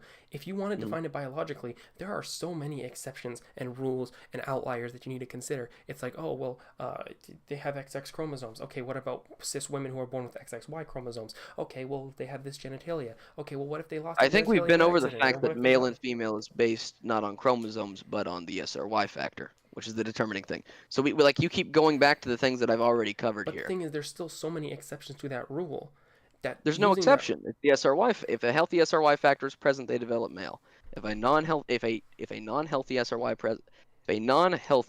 factor is present or not present at all, they develop female. The But SRY factor is what determines male development. I have been over this. That is a determining factor. That is not inconsistent. But here's the thing, you don't. What about? Okay, but here's the thing, you're not seeing people's SRY factors, and you're not seeing how their bodies. You know what I actually am developed. seeing though? Here's what I am seeing. What are you seeing? I'm seeing that SRY factor results in repeatedly statistically recurring features and traits on their bodies. Typically deeper voice, right? Because of puberty. Puberty in men and women does differently. Hormone chemical is released from the brain, and that tells the testicles or the ovaries to release two different types of sex hormones, Yes, and that results in the body changing. yes, I've So been through the sex body ed, yes. changes differently. Okay, so then I don't know why you're acting as though you're confused as to how I know that Fuchsia is a male, But the thing when is, you haven't unless you haven't actually seen their body. I've seen his face, I've seen. Face doesn't mean much, bro. Like there are some people who are really good at doing makeup, who can, like, cis men look like women and cis I've seen women his look like face men. without makeup. I've also heard his voice. So so the likelihood of him either having been on male hormones and he's actually female is What low. about Then also females the with fact that he thyroid? uses. What about females with thyroid issues that produce more testosterone? Because again, I can tell you, I've seen cis women, like like people who are born women, with beards. I and want more you to masculine realize facial that features. you were talking about me using, a logical fallacy earlier. What was it? You're claiming I'm strawmanning, but here's what you're doing right now. Instead of conceding to the point, you're trying to bring up factors that, first off, you're throwing in a wrench, is basically what you're doing. You're bringing up another factor, but that factor has another factor within it. Because you can always bring up these factors yes. if you have a biological view of gender. We can go on like No, this but forever. the problem is though, yeah, women can exist. Females that are XX, or females in general, can exist with thyroid issues. However, the reason we know that he's male is because he uses the label trans woman, which tells us that he was born biologically male. That is the literal precedent of that label. So if Lucy, And his if voice, Lucy his never voice. used, if Lucy never used the term trans woman, if she I would never still, called herself a trans I woman, would still if she likely just called consider, herself a woman, I would still know that he's a man because of his voice. well, what if he's a really good voice actor? There's tutorials on YouTube on how you can make your voice deeper or higher. That's a common thing singers do. Puberty. You know what puberty does to the human body? Yes, but you can still you can still train your voice, and this is what But trans you're women missing. do. You're They train their intentionally voice. dodging the point here. Is that I'm not puberty dodging. results in changes that happen to the body, and Okay, also the bodies develop differently. Puberty does result. Yes, yes, I concede that people are biologically different. I've never once disagreed with that point. But the whole So point I'm saying is you're it is throwing in not another wrench, though. because I'm saying that if you want to do a biological based view of gender, you're never going to be able to draw a distinct separate The SRY categories. factor. Okay, but I've said you this so even many times. conceded that there are exceptions to that rule. No, I didn't. I never ever said that. And You're putting words into my mouth. There was no exceptions. Intersex is not an exception. In fact, intersex insinuates the point of SRY factor, because the only reason intersex exists is because of the SRY factor. That's why chromosomes aren't the determining factor. It's the SRY factor, because the SRY factor can copy over between Y or X. But we know that if a healthy SRY is present, the fetus will develop male. That is consistent. There could be XXY, and if there's an SRY factor on that Y chromosome, that's going to develop a male. If there's not, that's going to develop a female. If there's XX, but there's a SRY factor on one of those X's, we've got a male. If there's not, that's going to develop a female. Statistically, it just so happens that most people are XX and XY, but the SRY factor is consistent. We know that that is what causes male development, because if it's not present or if it's not healthy, there is no development of a male. okay, There is none of the traits that happen that we see with men happen if there is no SRY factor. okay, but again, you're not understanding another point I'm making is that biology in a social sense doesn't really play a factor when you're just talking to people. And even then, when you're talking about but it stuff does, like though, because it pronouns changes the and body. names, when you talk about stuff like pronouns and names, and you can change your body differently back. Like Cosmetically, yes. yes, you can. Cosmetically. Yeah. Yeah. Yeah, and if Those are cosmetics. I'm talking about in a sense of you're throwing in another wrench, though. That's cosmetics. That's not the body's doing it. That's still- literally you're cosmetics that a changing the person's body. doing. You're still having that look on the body. If you're a trans woman and you get breast implants, you still have breasts. Like those are still breasts in every sense of the word, except for lactating. Yeah, but you're throwing another wrench, though. Because That's you can the always point do that I'm this making. with any.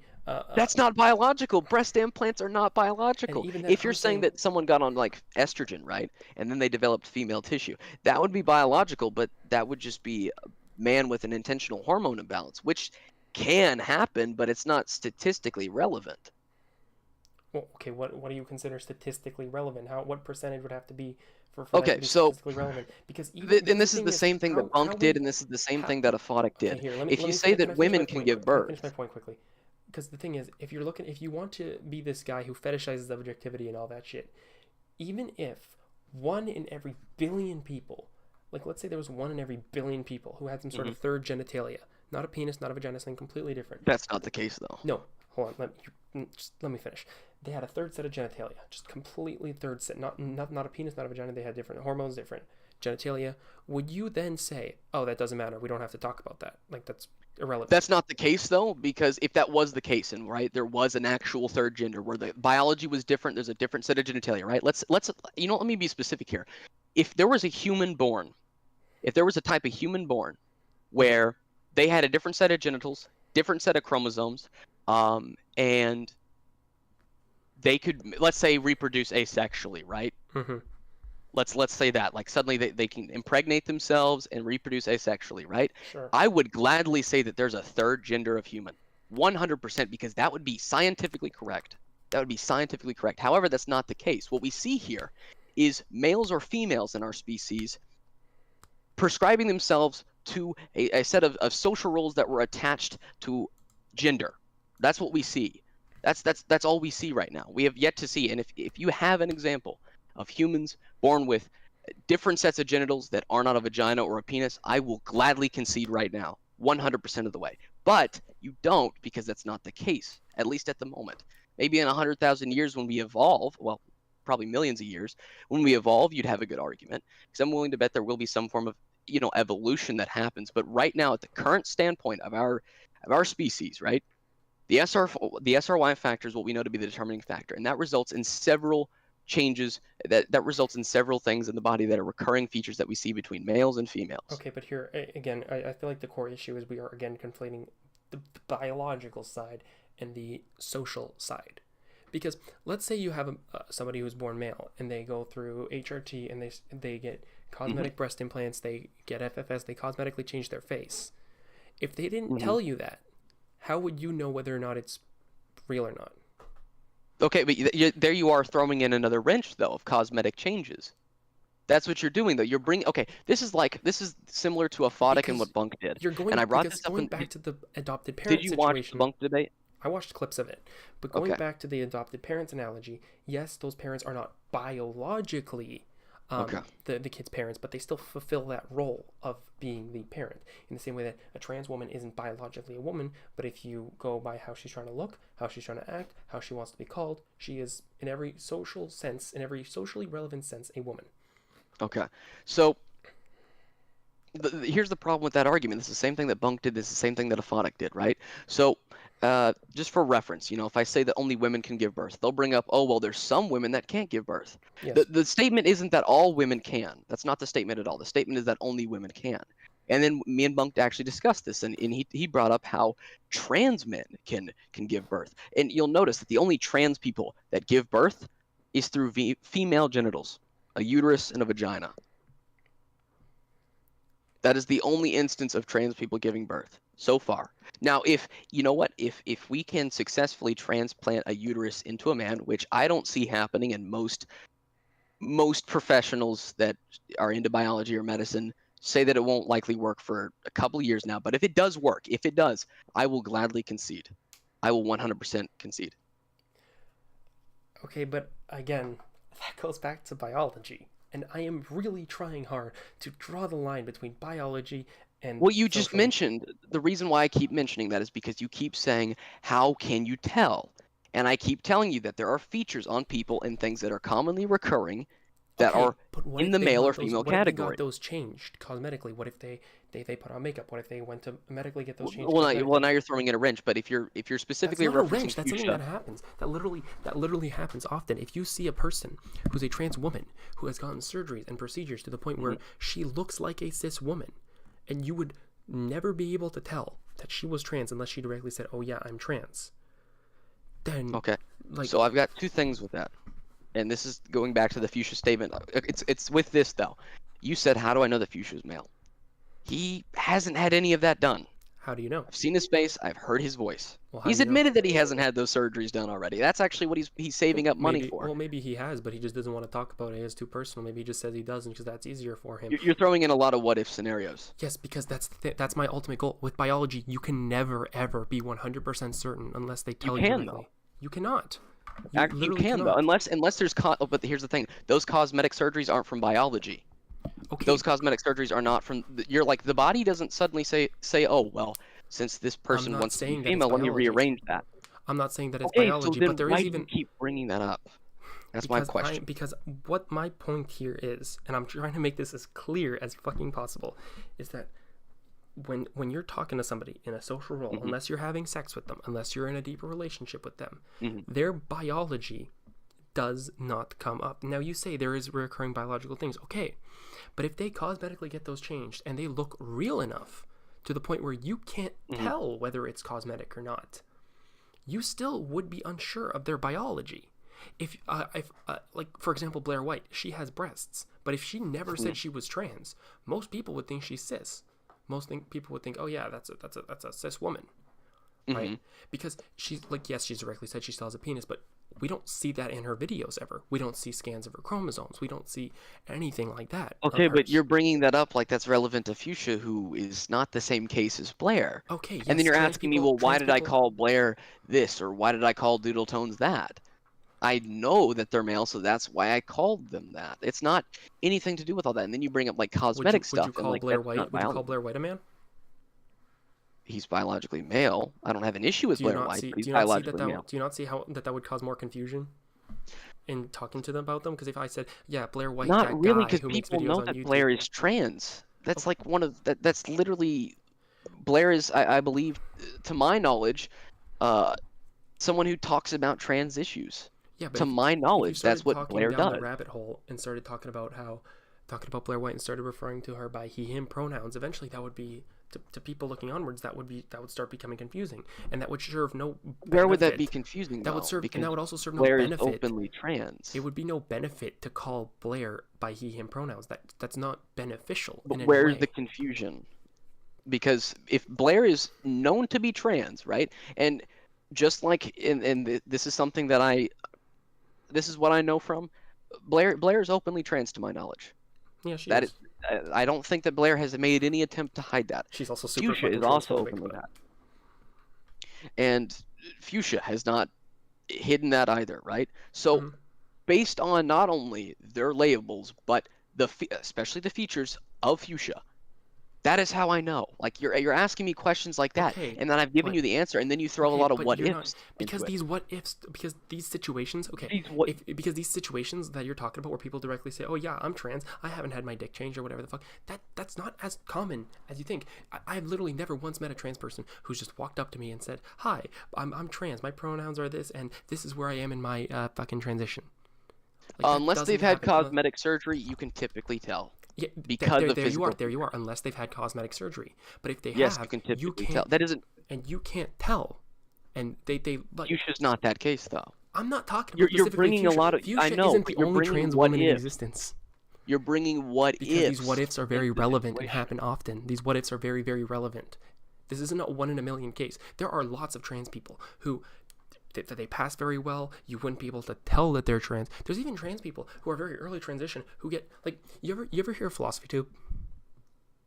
I've heard a little bit of it. Yeah. What about it? She's a trans person, and she eventually made a she's a trans woman, and she made a coming out video talking about how she's trans, how she feels more comfortable. And she posted a picture of herself on Twitter. There were so many transphobic people saying shit like, "Oh, you'll never be a real man. You'll never pass as a man," shit like that. But she's Okay. a trans woman. The thing is, a lot of people just can't tell. And there's a lot of times where you can look at women and look at them as more masculine or try to perceive whether or not they're trans. The thing is, it's all like you think you can tell, but there are times where you can't tell.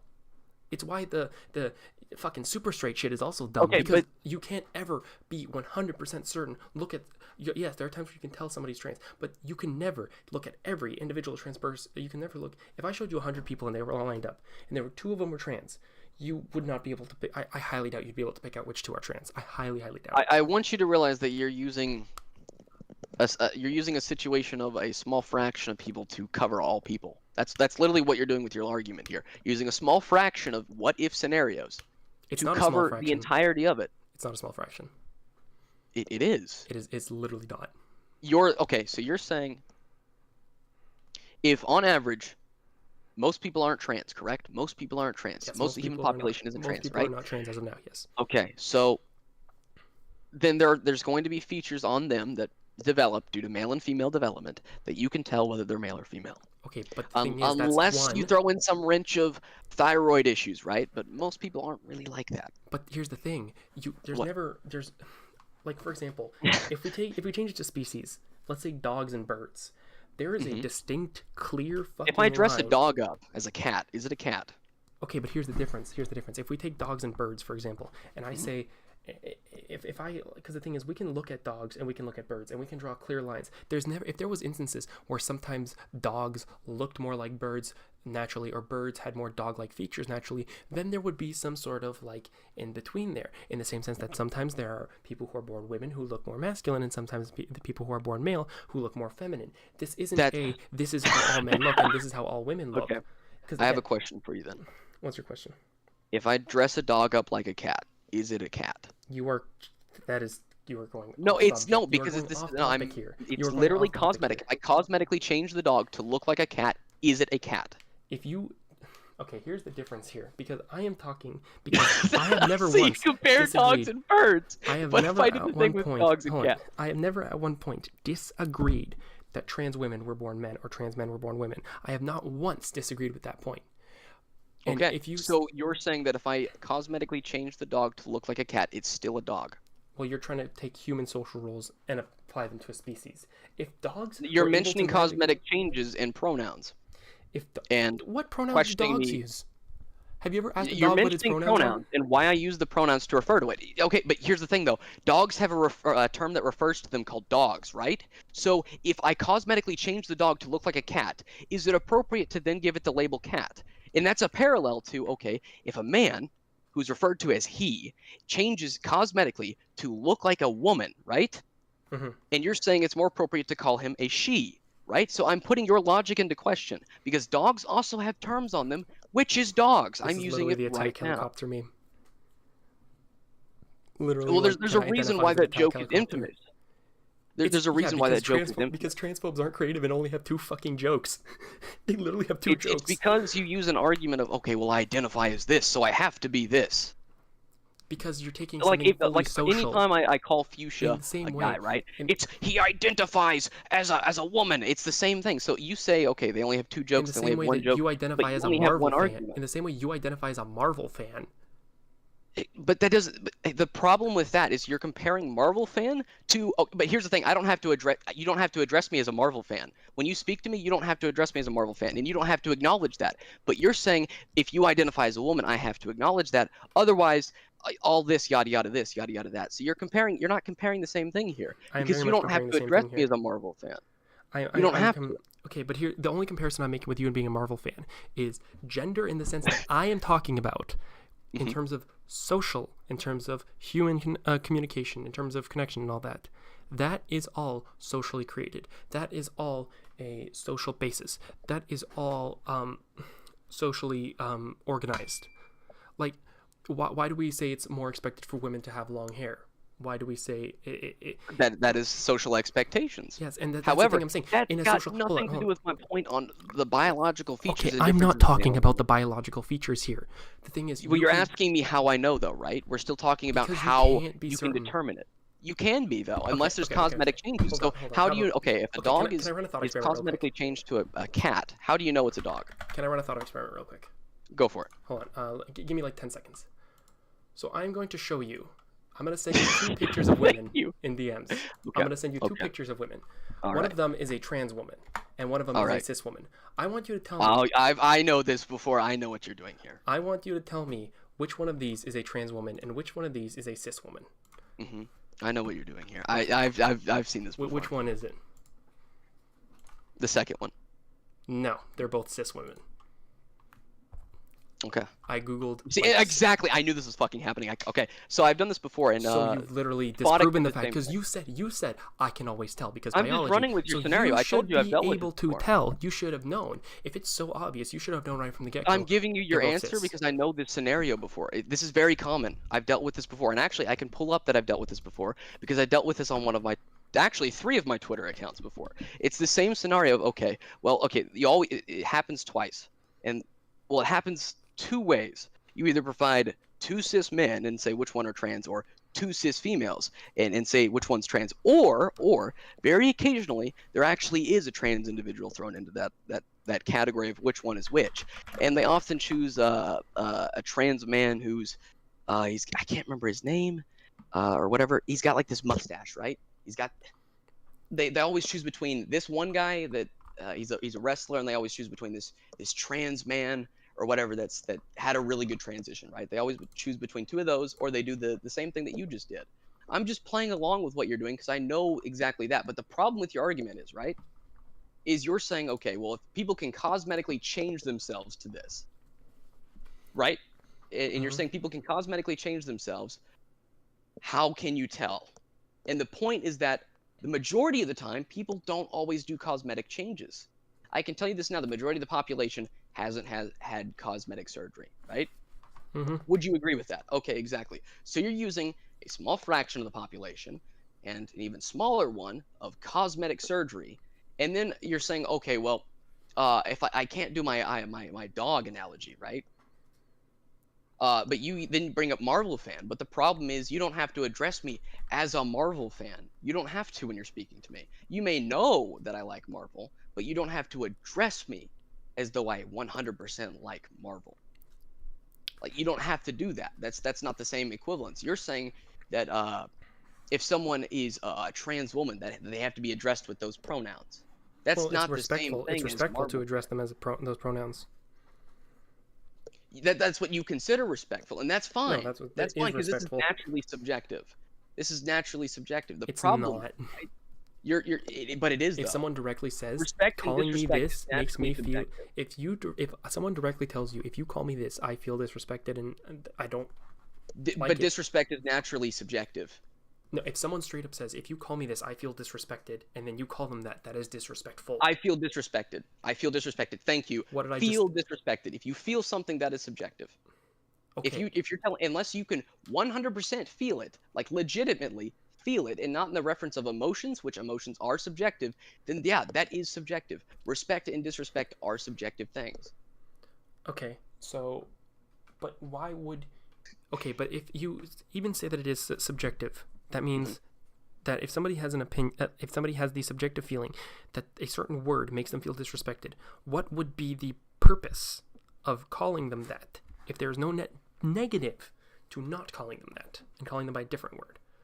Because of so they have a belief that in this specific instance, they have a belief that they're a woman. I do not share that belief, so I don't call them that. I am not if I used a term which was designated to be hateful, like tranny or something, like we talked about this before, you would have a really good fucking argument here. Okay, well, let's go back to let's go back to another analogy I made. If you wanted to, you could make a definition of human that excludes black people. Oh my god, this one. All right, but yes, you see, that's because the same you could, thing you guys.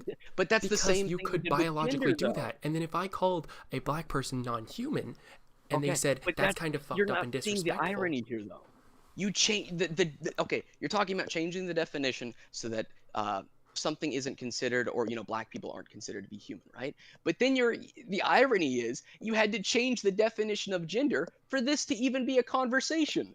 Literally, no. There's always been a social and biological difference between gender. No. Modern gender theory is literally the basis of separating sex and gender. There is literally always, like, in any point in history, there has been no point in history where people have met by flopping out their dicks. That's never been a thing. We have always had gender as a social aspect in how you want to be called, how you want to be referred to, etc., etc. No, it's been based on sex. And you saying that it hasn't. Can you give me a point in history where people greeted themselves by dropping their pants and then just showing each other their genitals? Okay, if someone here's a question I have for you. Yes. Let's say if someone is born a man, right? Mm-hmm. Let's say before this current definition existed, right? If someone was born a man, were they referred to as he? Simple question. This is a yes or no question. If someone was born as a man, were they referred to as he? Someone was born with a penis, male, right? Were they referred to as he? I mean, yeah, they are. Yeah, typically. Okay, thank you. So then don't say it's not connected to biology, because it is. If it wasn't connected to biology, no, that doesn't. You just said that it has nothing to do with biology and that it's always been sort of separate. But then you just say right now, you just admitted this is contradictory. Oh my god, this is such a reach that is such a reach at a gotcha point. Oh my god, that is such a reach. You just said that there's always been a disconnect. But then because you just said okay, I don't think you're understanding the point I'm making. In nature, we can connect testosterone with penis. We can connect that. We can do tests and directly connect that. Do you concede to that? Okay, yeah, but you just said a moment ago. Hold on. Let me finish. Akumu. Let me finish. Let me finish here. Akumu. Let me finish here. Aki. Let me finish here. I'm not done my analogy. So we can directly link. We can draw a line, and to where people who are born with penises create testosterone. Yeah. What biological link can you draw between he/him pronouns and a penis and testosterone? Right, and I don't, because the point I'm trying to clarify this as much as I can, because you're not understanding this. I'm not trying to clarify this. The reason we call people with penises by he/him pronouns is completely arbitrary. Why? What if, like, let's say when we first started using language, what if we started calling people with penises by she/her pronouns? Like when we first then this conversation would obviously be different. You keep there using we go. These what if scenarios. You just fucking demonstrated that it's like completely disconnected because But then you just said that doesn't make sense. Because just a moment ago you said if someone was born male, they were referred to as he. Yes, because that is how like we societally call, how we societally refer to people. Because that's dependent on biology. You can't say that it's not dependent. Oh my god, disconnect. Akumu, you're not understanding my point here, and it is. I'm sorry. I'm really trying to make this clear for you. If we could just as easily go a million years back and start referring to people with penises by she/her pronouns, that means there is no direct link between pronouns and biology. you can directly link stuff like testosterone and penises. You can directly link something like ovaries and having periods and stuff like that. You cannot give me a biological objective link between he, him pronouns and having a penis. You're using a what if scenario that's not the That's conversation. not a what if scenario. That's literally not a what if scenario. That is a what if scenario. You just said, what if we go back and it turns out we started calling males she/her at the beginning. That is a what if scenario. And the scenario is to prove that, because we could go back a million years ago, and there's nothing socially we could have changed to make people with vaginas produce high amounts of testosterone. There is nothing socially we could have changed to cause that to happen. That would have happened regardless. But we could go back millions of years and start calling men by she or her pronouns and women by he him pronouns. We could do that, ergo proving that there is no direct link between biology and pronouns. The fact that you could, there's nothing. Is there something we can do to make people with penises referred to as he? If there's no link whatsoever, there's no connection, but you just said that if someone was born a man, they were referred to as he. This is a desperate because statement. we socially make that. It's all social. My point is we socially connected them. We socially connected he him pronouns to biology. You cannot draw me a line between biology doesn't exist, but you know what the word means and what it defines? The word biology may not exist physically, right? But it is a term that is placed onto something to describe something. Okay, but you can't tell me that the word biology itself is a biological reality. If we went back a million years and we started calling biology Scientology, it would then be called Scientology, proving that it's not a set in stone natural thing. If we went back, here's an example. But that doesn't change the reality of it. You say change the label, but at the end of the day, what you're missing, even if we change the label, right? Even if we did a what if scenario where the label is just different and the biology is the same, that is my exact point, that the biology is the same, and that what we do know is that men and women have differences. And okay, but you're tiptoeing around my actual point. You are very much trying to tiptoe around my point. Okay, so because you're not addressing my point. My point is that there is no link between having a penis and making testosterone and having he him pronouns. There's nothing we could do going back to make grass become blue. There's nothing we could do going back to make fire wet. There's nothing we can do because that is all natural. That is all the label we gave males. Just like there's no link between calling this thing I'm tapping on right now a laptop. There's no link between calling it a laptop and what it actually is, because that's a metaphysical concept. That is just the label that we have given it. Yeah, so you can't say that there's a biological reality with pronouns because that's just the name we gave it. You can't say that that's a biological reality because there's no biological link to that. If you want to say there's a biological link between having a penis and creating testosterone, I will 1000% agree with you. But you cannot say there is a biological link, quote unquote, between having he, him pronouns and having a penis, because there is simply not. Males are referred to as he. That is how but we have. What biological proof can you give me to make men referred to as he? You're okay. Again, you keep missing the point. You're missing my point. My point is that there is always a difference between social aspects and biological aspects. You are missing my point in this sense. No, because you're talking about society, right? But then you want to heavily ignore this, and you really are just dodging the point entirely to pop up with not dodging the point. I'm trying to make the point that no matter what the beliefs are, there is a difference between societal gender and how we categorize it and all that, and the biological realities. In that sense, biologically, people with penises create testosterone. Yes, people with penises have XX chromosomes, I think, yeah. That is biological reality. There's nothing we could have done to change that. That is always going to be true. But okay, the label placed on them is man, male, and he, him. That is how it is referred to. Okay, right? But why? What biological reasoning can you give me for that? You can ask that for literally everything. Why is a laptop called a laptop? Why is a dog called a dog? There are labels that we can do so that we can refer to them, right? Yes. If your argument is like, what if we didn't have labels at all, right? Language would be literally impossible. That's not my argument, Akumu, and you are being so bad faith with this. I'm sorry, you are being so bad faith with this argument. I'm trying against it then. If it's bad, because right? Okay. Let me say this. Your basis for calling, for example, fuchsia butter by he/him pronouns, Because that is the label that it's given. Is because yes, because they're because you try to claim it's a biological reality. You're trying to claim it's biology. But I'm saying there is nothing biological about he him pronouns. It is all social. In the same way that there is nothing biological about me calling you Akumu. Like, that's not your legal name. You weren't given that by the sun. I've got 2 questions for you then. Fuchsia is a biological male, correct? Yes. Okay. Males have been are referred to as he him, correct? Because when of a male, the societal expectations, yes. Okay. The societal expectations are how he has to behave. No, society has made it. Society has decided that people with penises use he him use he him pronouns. Society has said that the Canis lupus is a dog. But here's the problem though. That's different from putting him in a literal category of how he has to behave and how he has to, live his life. That's not the same thing, and that's really disingenuous of you to try and keep just really like undertone suggesting that. Okay, it's like when people say that terms are sex at assigned birth. Like, it's just the label that is given to that category that does exist. It's literally just a label, like a TV, right? It's just a term assigned to that. That is literally it. Yes. That is not to do with how someone has to behave. So don't suggest. Is there any?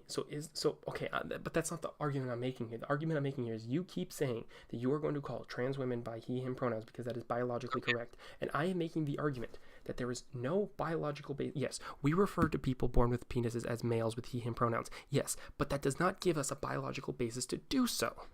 In the same way, okay, let's say tomorrow, or let's say, instead of calling dogs dogs and birds birds, we started calling birds dogs and dogs birds. We still kept the categories, we just swapped the names. Yep. Mm-hmm. We could do that because that's all socially constructed. Our language is socially constructed. We could in theory do that. But the thing is, if we did because we can do that because it's all socially constructed, there is no biological basis for calling a dog a dog. There's no biological basis for calling a bird a bird. In the same vein, there's no biological basis for calling somebody born with a penis a man or he him. Okay, that's the label that it's been given, right? Okay, but that's not a biological label. I never said that the label itself was biological. Yes, you did. Yes, you fucking did. You said you will call trans women women, or you will call trans women by he and pronouns because that is what is biologically correct. That is because what is you view as biologically correct. Because I didn't say that the he him was biologically correct. I said he is a male, and males are referred to as he him. That is true. Him being male may be a label, which is not biologically present. So I want to ask you, if you're so caught up on biology, why don't you call people by their genitals instead? Why don't you call Fuchsia butter a penis haver? Sexual development. Huh? Genitals are one instance and a byproduct within the sexual development. Okay, so why don't you call them by something? Why don't you refer to them by something biological? Like, why don't you call? That's why the male exists. Actually, that's why. Because it is a social. That is what we socially decided is what male exists for. We socially made that up. We just decided it. There's no nature. Just calling a dog a dog. The point you're missing is, and you're heavily dodging it here, is that term may not be objective, but what is behind it is. Yes, that is what I'm saying. Males are referred to as he him. You're so close, Akumu. You are so close. You are literally this close. You are like you're like sniffing the point. You are so close. So dodging the point here. No, you are so close. Do you agree that what is within the categories of male and female is biological? You can agree to that. Yeah. Okay. Now, are you willing to also concede that the names that we've given for these categories, that being male and female, are social? That there is no language is naturally social correct. Okay. So therefore, you cannot use the argument that you wish to call a trans woman by he him pronouns because it is what is biologically correct. Because language is social. And there is we have proven. Here's a question then. Okay. If I call it a dog a cat, is that correct? No, because there is no social utility in calling a dog a cat. If we found some sort of social utility to calling a dog a cat, then I would say yes, you should call a dog a cat. If the term itself, since it is socially created and therefore subjective, I can do that.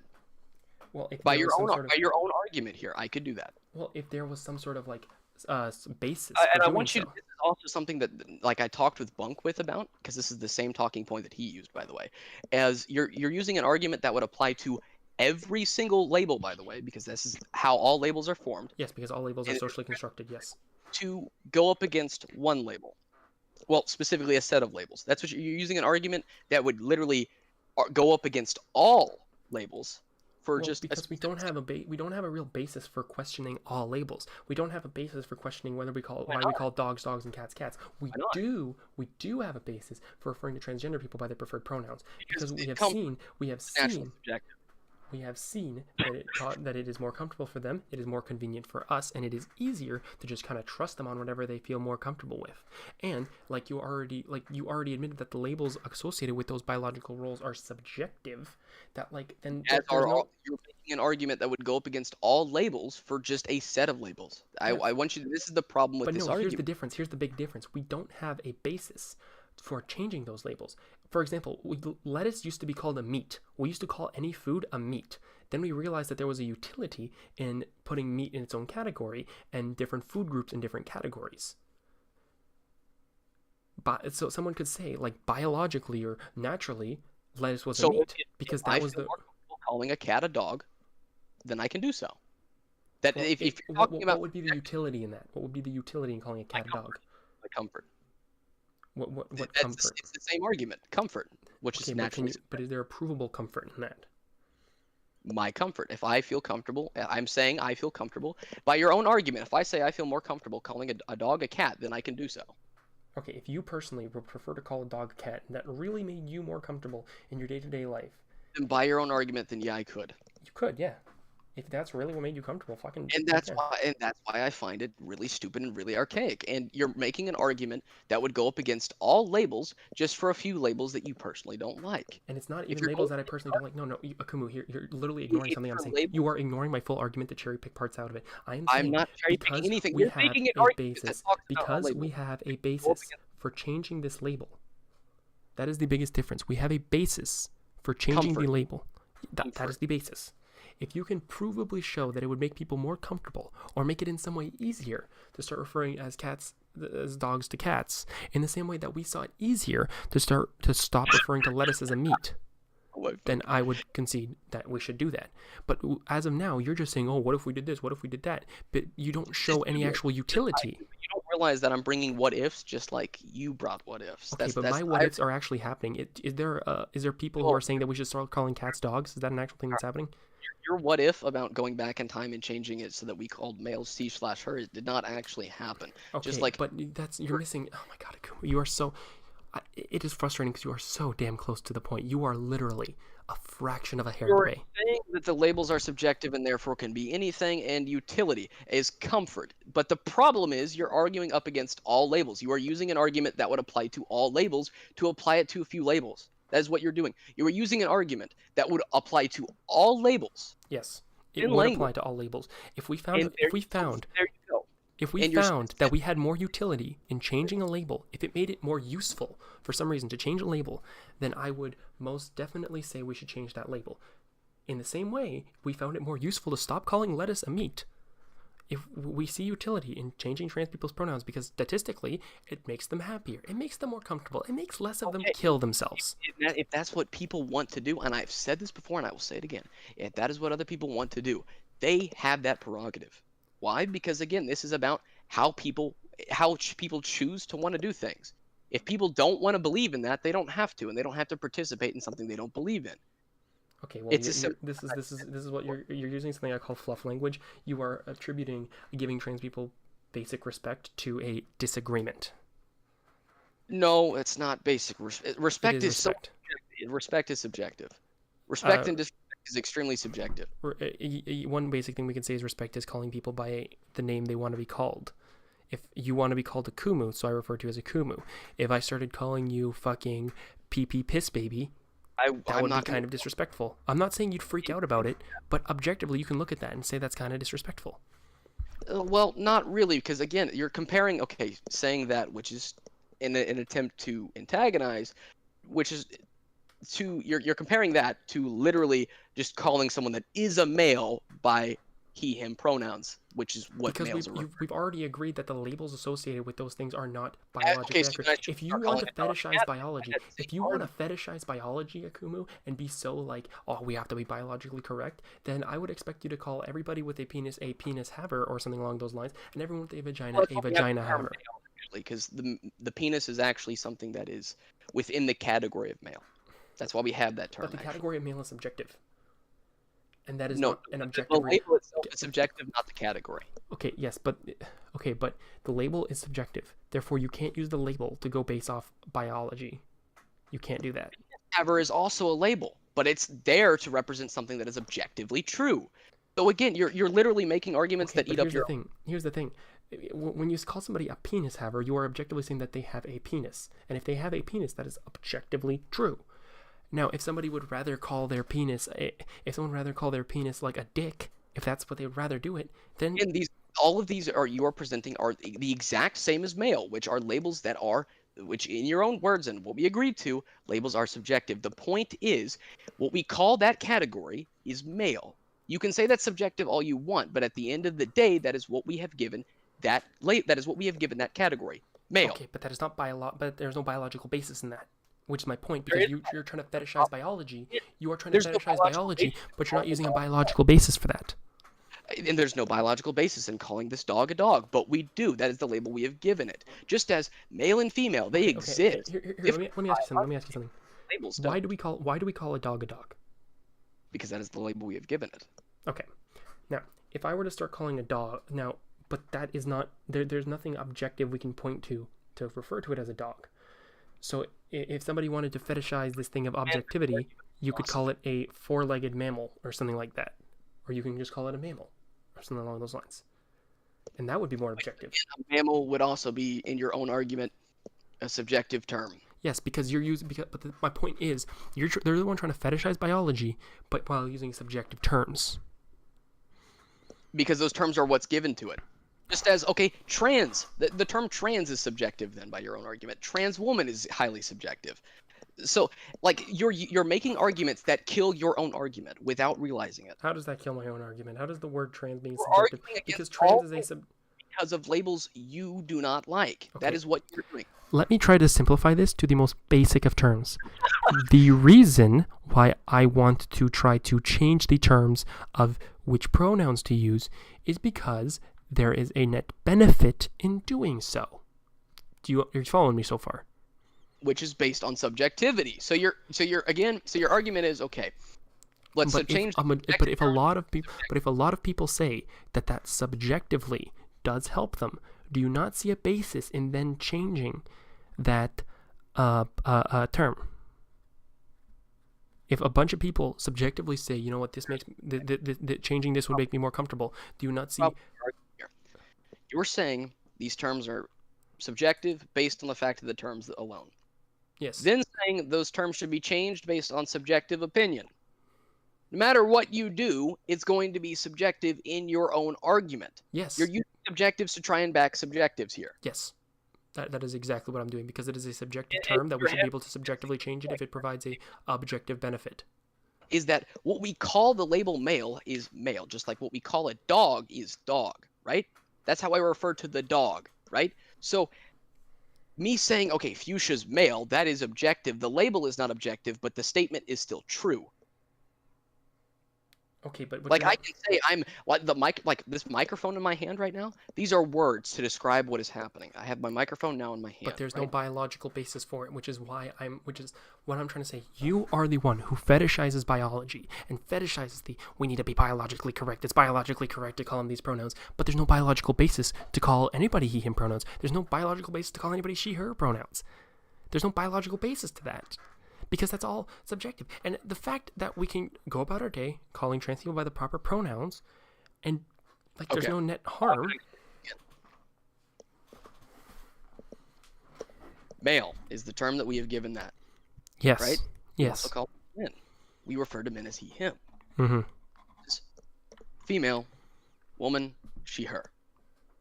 Now, I've been going back and forth with you because I just find this entertaining. You ended your own argument when you directly admitted earlier that men are called he, him. because of society, because societally. This is the part that you're heavily missing. You're making an argument that kills your own argument because all of the words you are using to describe in your own argument are subjective labels. So you're arguing against all labels. You're using an argument that would effectively kill all arguments and all labels to specifically target labels that you don't like. That is what you're doing. You're using an argument and then trying to apply to it all and honing in on specific things that you don't like. And okay, because I've already said this 4 times, you tell me, what was my reasoning for targeting those specific labels? What was my reasoning on that, Akumu? Activity. Yeah. I've been over this. I just said this. Okay, yes, but if that we can see an objective benefit to doing it, and less people killing themselves, to me at least, is an objective benefit.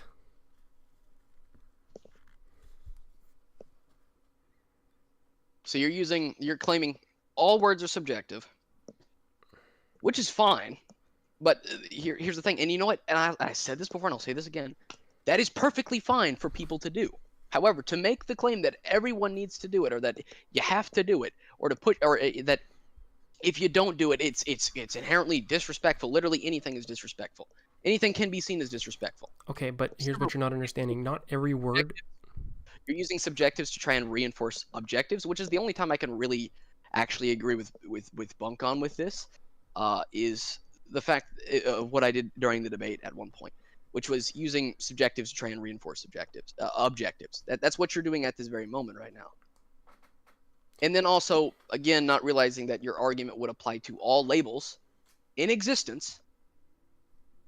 Okay, here's what you're ignoring. I've already like countered that. I've said, if any label is shown then I have to a question be willing to change, to like have a benefit in being changed. I have a question for you. Okay, are all words subjective because they're labels? Are all words subjective? Are all, because words are labels? Are all labels subjective? Okay, allow me now. There are certain words. The way we categorize things is I'm really trying to focus on my wording here because I know you're like really close. It's a simple yes or no. It's a simple yes or no. The way we categorize words is subjective. Yes. Are words subjective? The way we categorize them is subjective, and the words we use, fuck, we can't even prove that it's subjective because there's different fucking languages that use different like. Okay, so words are subjective. Labels are subjective. Yes or no? It's a more complicated question than you're letting it on to me.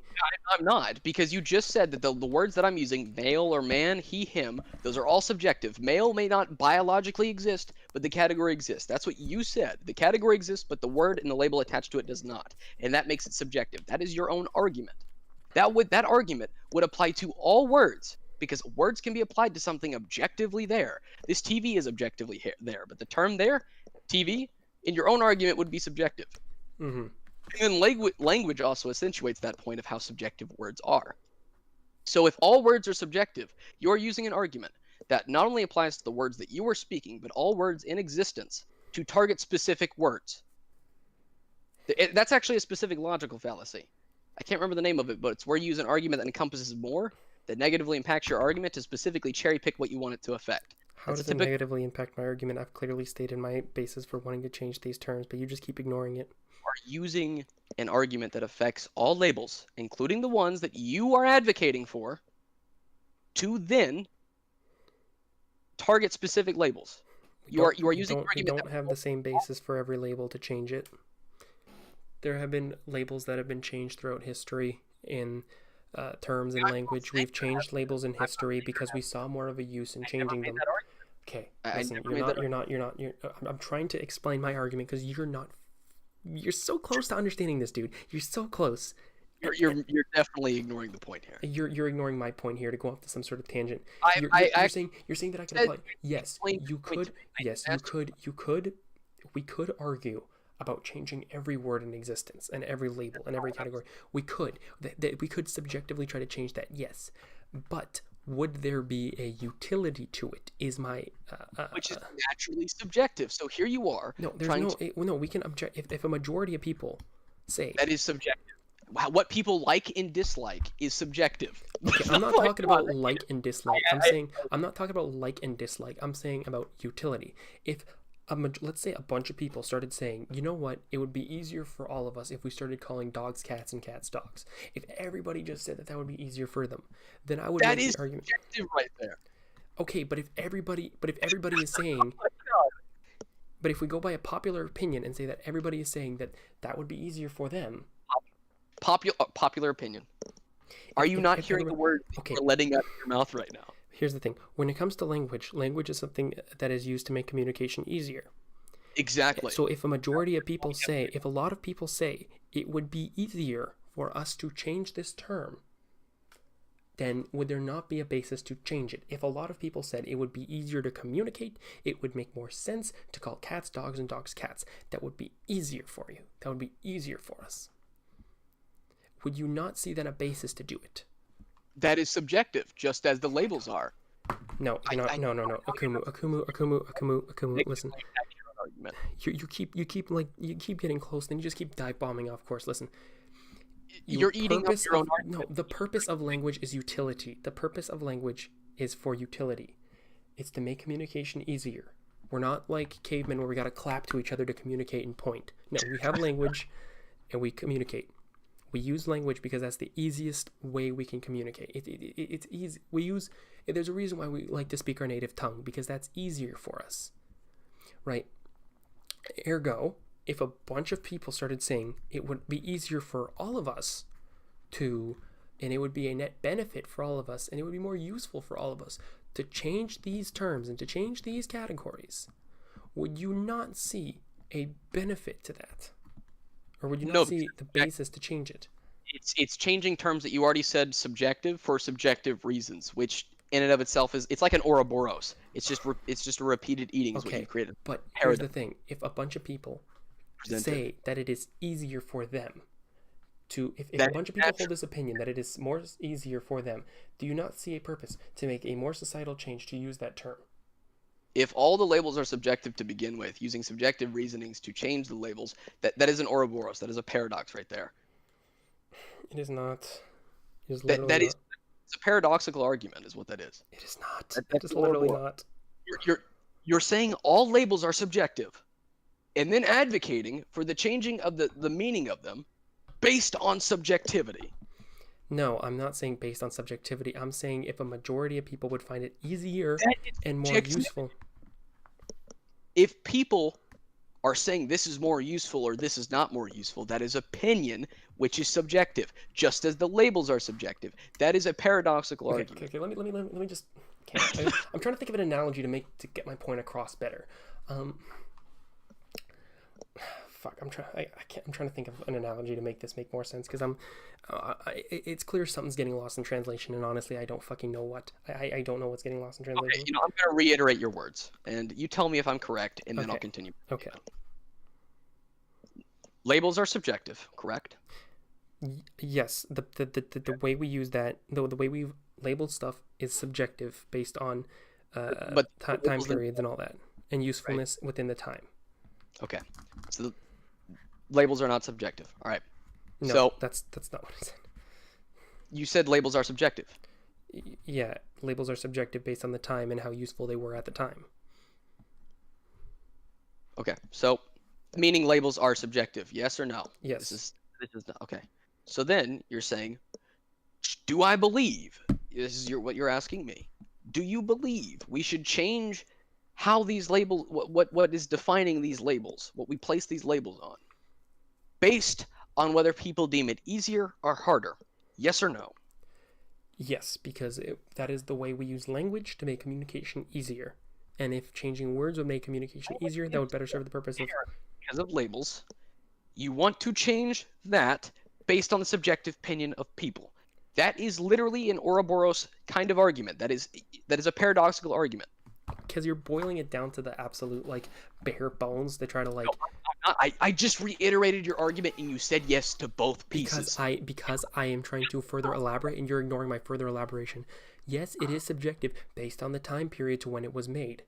The term computer was not needed during the pioneer days. They just didn't use that fucking term. They didn't use it, they didn't need it, so no one used it. As we started getting computers, people started using that term. Subjectively, they found it easier to use that term. That is where stuff like slang comes from.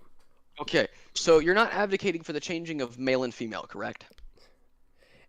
Okay, what I'm advocating for That's is in to terms of what would allow people to use whichever pronouns they feel most comfortable, and for people to respect those pronouns because it is the respectful thing to do, and because it causes a net benefit. For example, if somebody wants to be called he him pronouns, regardless of how they were born, regardless of how they look, if that's how they feel more comfortable being referred to, people should respect that because it is simply the easier and less convoluted thing to do. You are saying that we should analyze everyone's biology and start diddling with all their check their hormone levels, check their chromosome, check this, check that. You can look at their biological makeup and shit.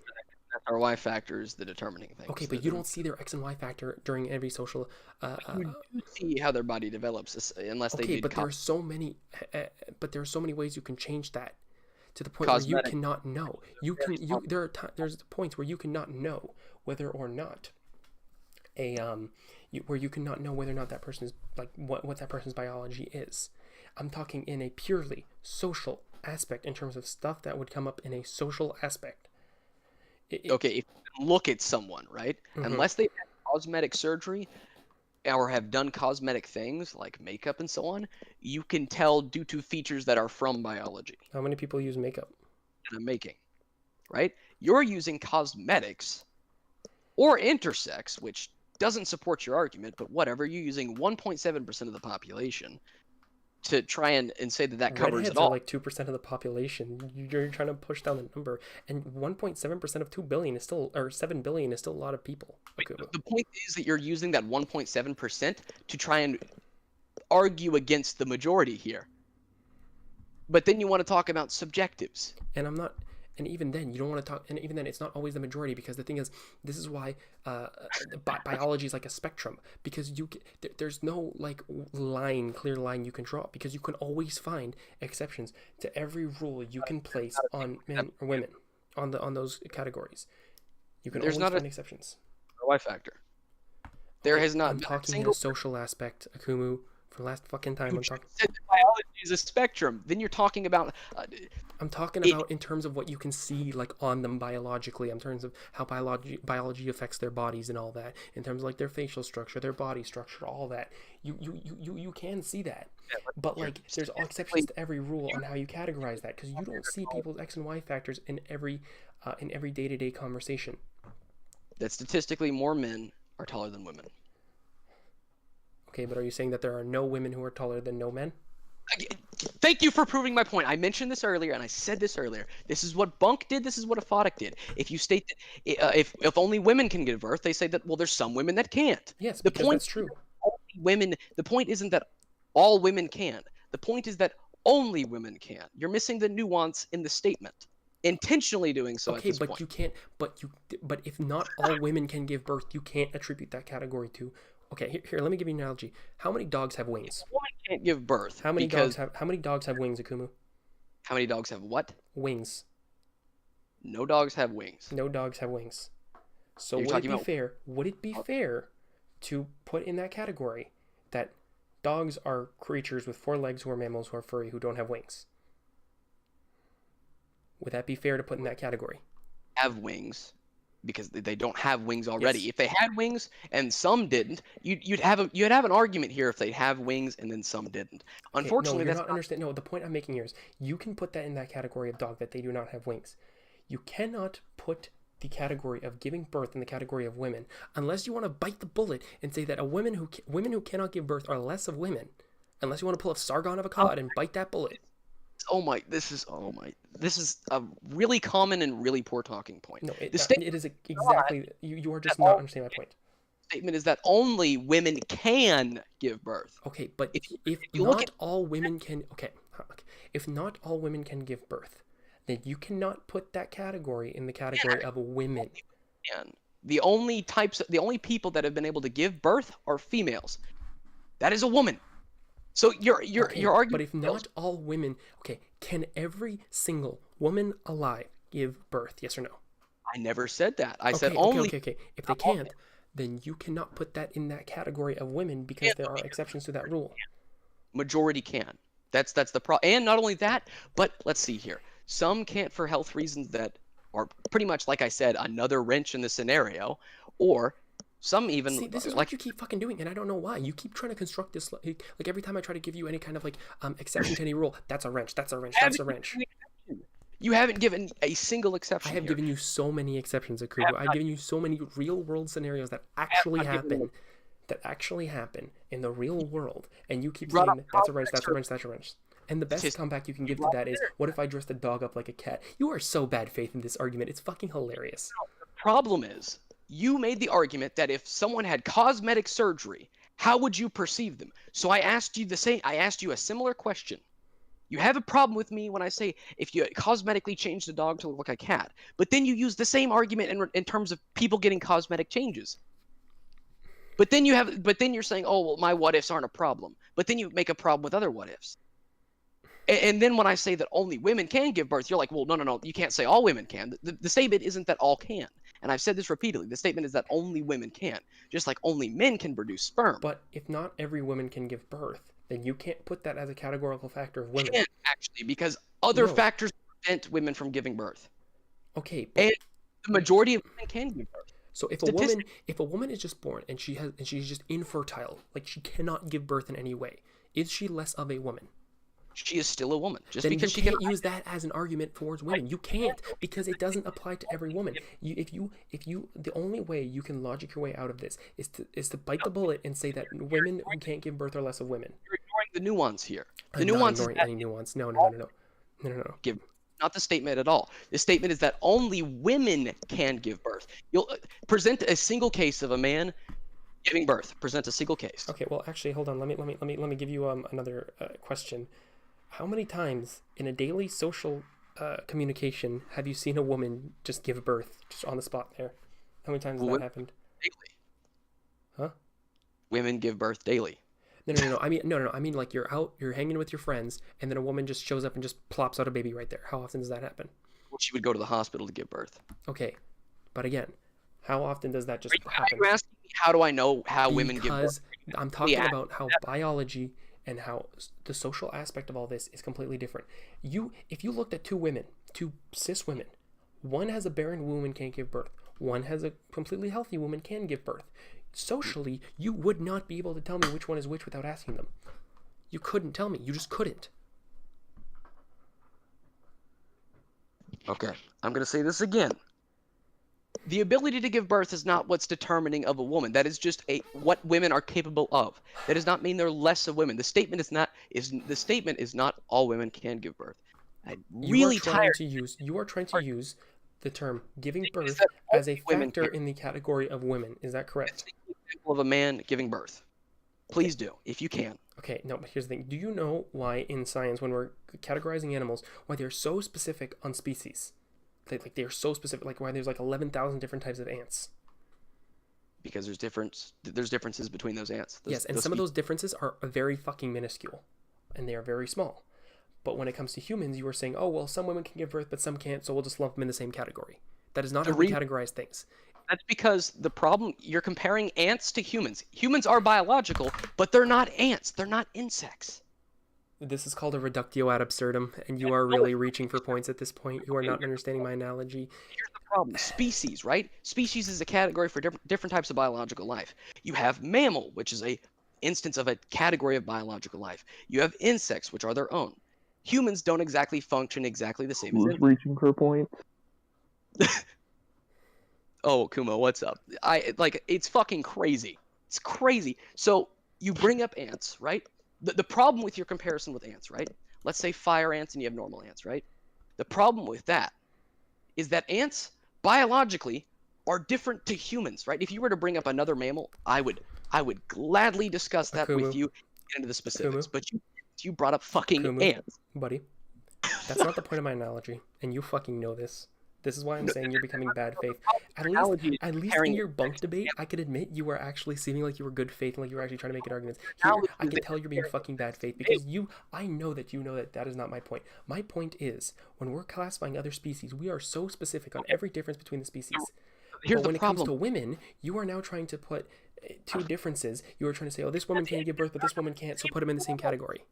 Because insects are not the same as mammals. That's not my point. You want to use fucking dogs? How many species of dogs are there? You want to use fucking cats? How many species of cats are there? You want to use whales? How many species of whales are there? Okay, if you want to be specific, right? If you really want to be specific in terms of human race, right? Races would definitely, Interject. Neither of you are getting anywhere.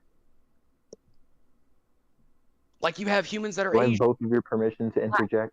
Caucasians, you have Hawaiians, right? There's different looking humans, but they're all human, just like there's different looking dogs, but they're all dogs, right? But here's the thing you're going to notice in terms of different dogs, right? You want to talk about dogs, but dogs also have male and female. See, I don't know why you think that's a gotcha point. I have never once in this, how fucking long have we been recording? 3 hours, or almost 4 hours of this debate. I have not at one point denied the biological reality of the fact that there is a difference between men and women. And this is what we've been talking about constantly, back and forth. You know what? You're fucking boring me at this point. We're not getting nowhere. You're becoming bad faith. You're boring me at this point, dude. You're boring me. Sociologically, a man or a woman. I'm bored. You're boring me, bro. There are differences between men and women, and you mentioned cosmetic changes. But then there's like, you're just, dude. I'm bored at this point. You're fucking boring me, bro. You're just repeating the same shit. We're not getting anywhere. I say fucking end it here. I'm repeating the same shit. Oh my god. 2 hours and 30 minutes. Oh my god. Repeating the same shit, bro. Hold on. Actually, I'm about to interject. Shut up. Hold on. You can go for Just it. You're both because a fucking woman- boring me. okay, You're if a all woman fucking isn't- boring me. Nothing. Shut up, None of you are actually addressing any of my Fucking points. tranny. I don't I'm care cool if you with want to cut any- your dick off. I'm cool with ending it here. You know. Okay. Oh, So cool. just because a woman isn't fertile, does that mean I should categorize her differently from every other woman that is fertile and that can give birth? Okay. No, that's not His what I'm whole saying. thing about What I'm his whole saying thing is, about the if ants- some his women whole can thing give about the birth, but ants some not being women a can't, fair you analogy can't. is because there are inconsistencies in some areas, and All right, bro. your This point is only all right. I'm stands good due here. to those Y'all have a inconsistencies. good day now. You're fucking boring me. I'm bored You've here. literally just been cherry picking, throwing a wrench in. You've been throwing in a wrench constantly. You've been making fucking analogies, and you've been straw Alright. manning. And then you've just been accusing Have a nice him day, of bro. straw I'm manning. bored here. Fucking retard.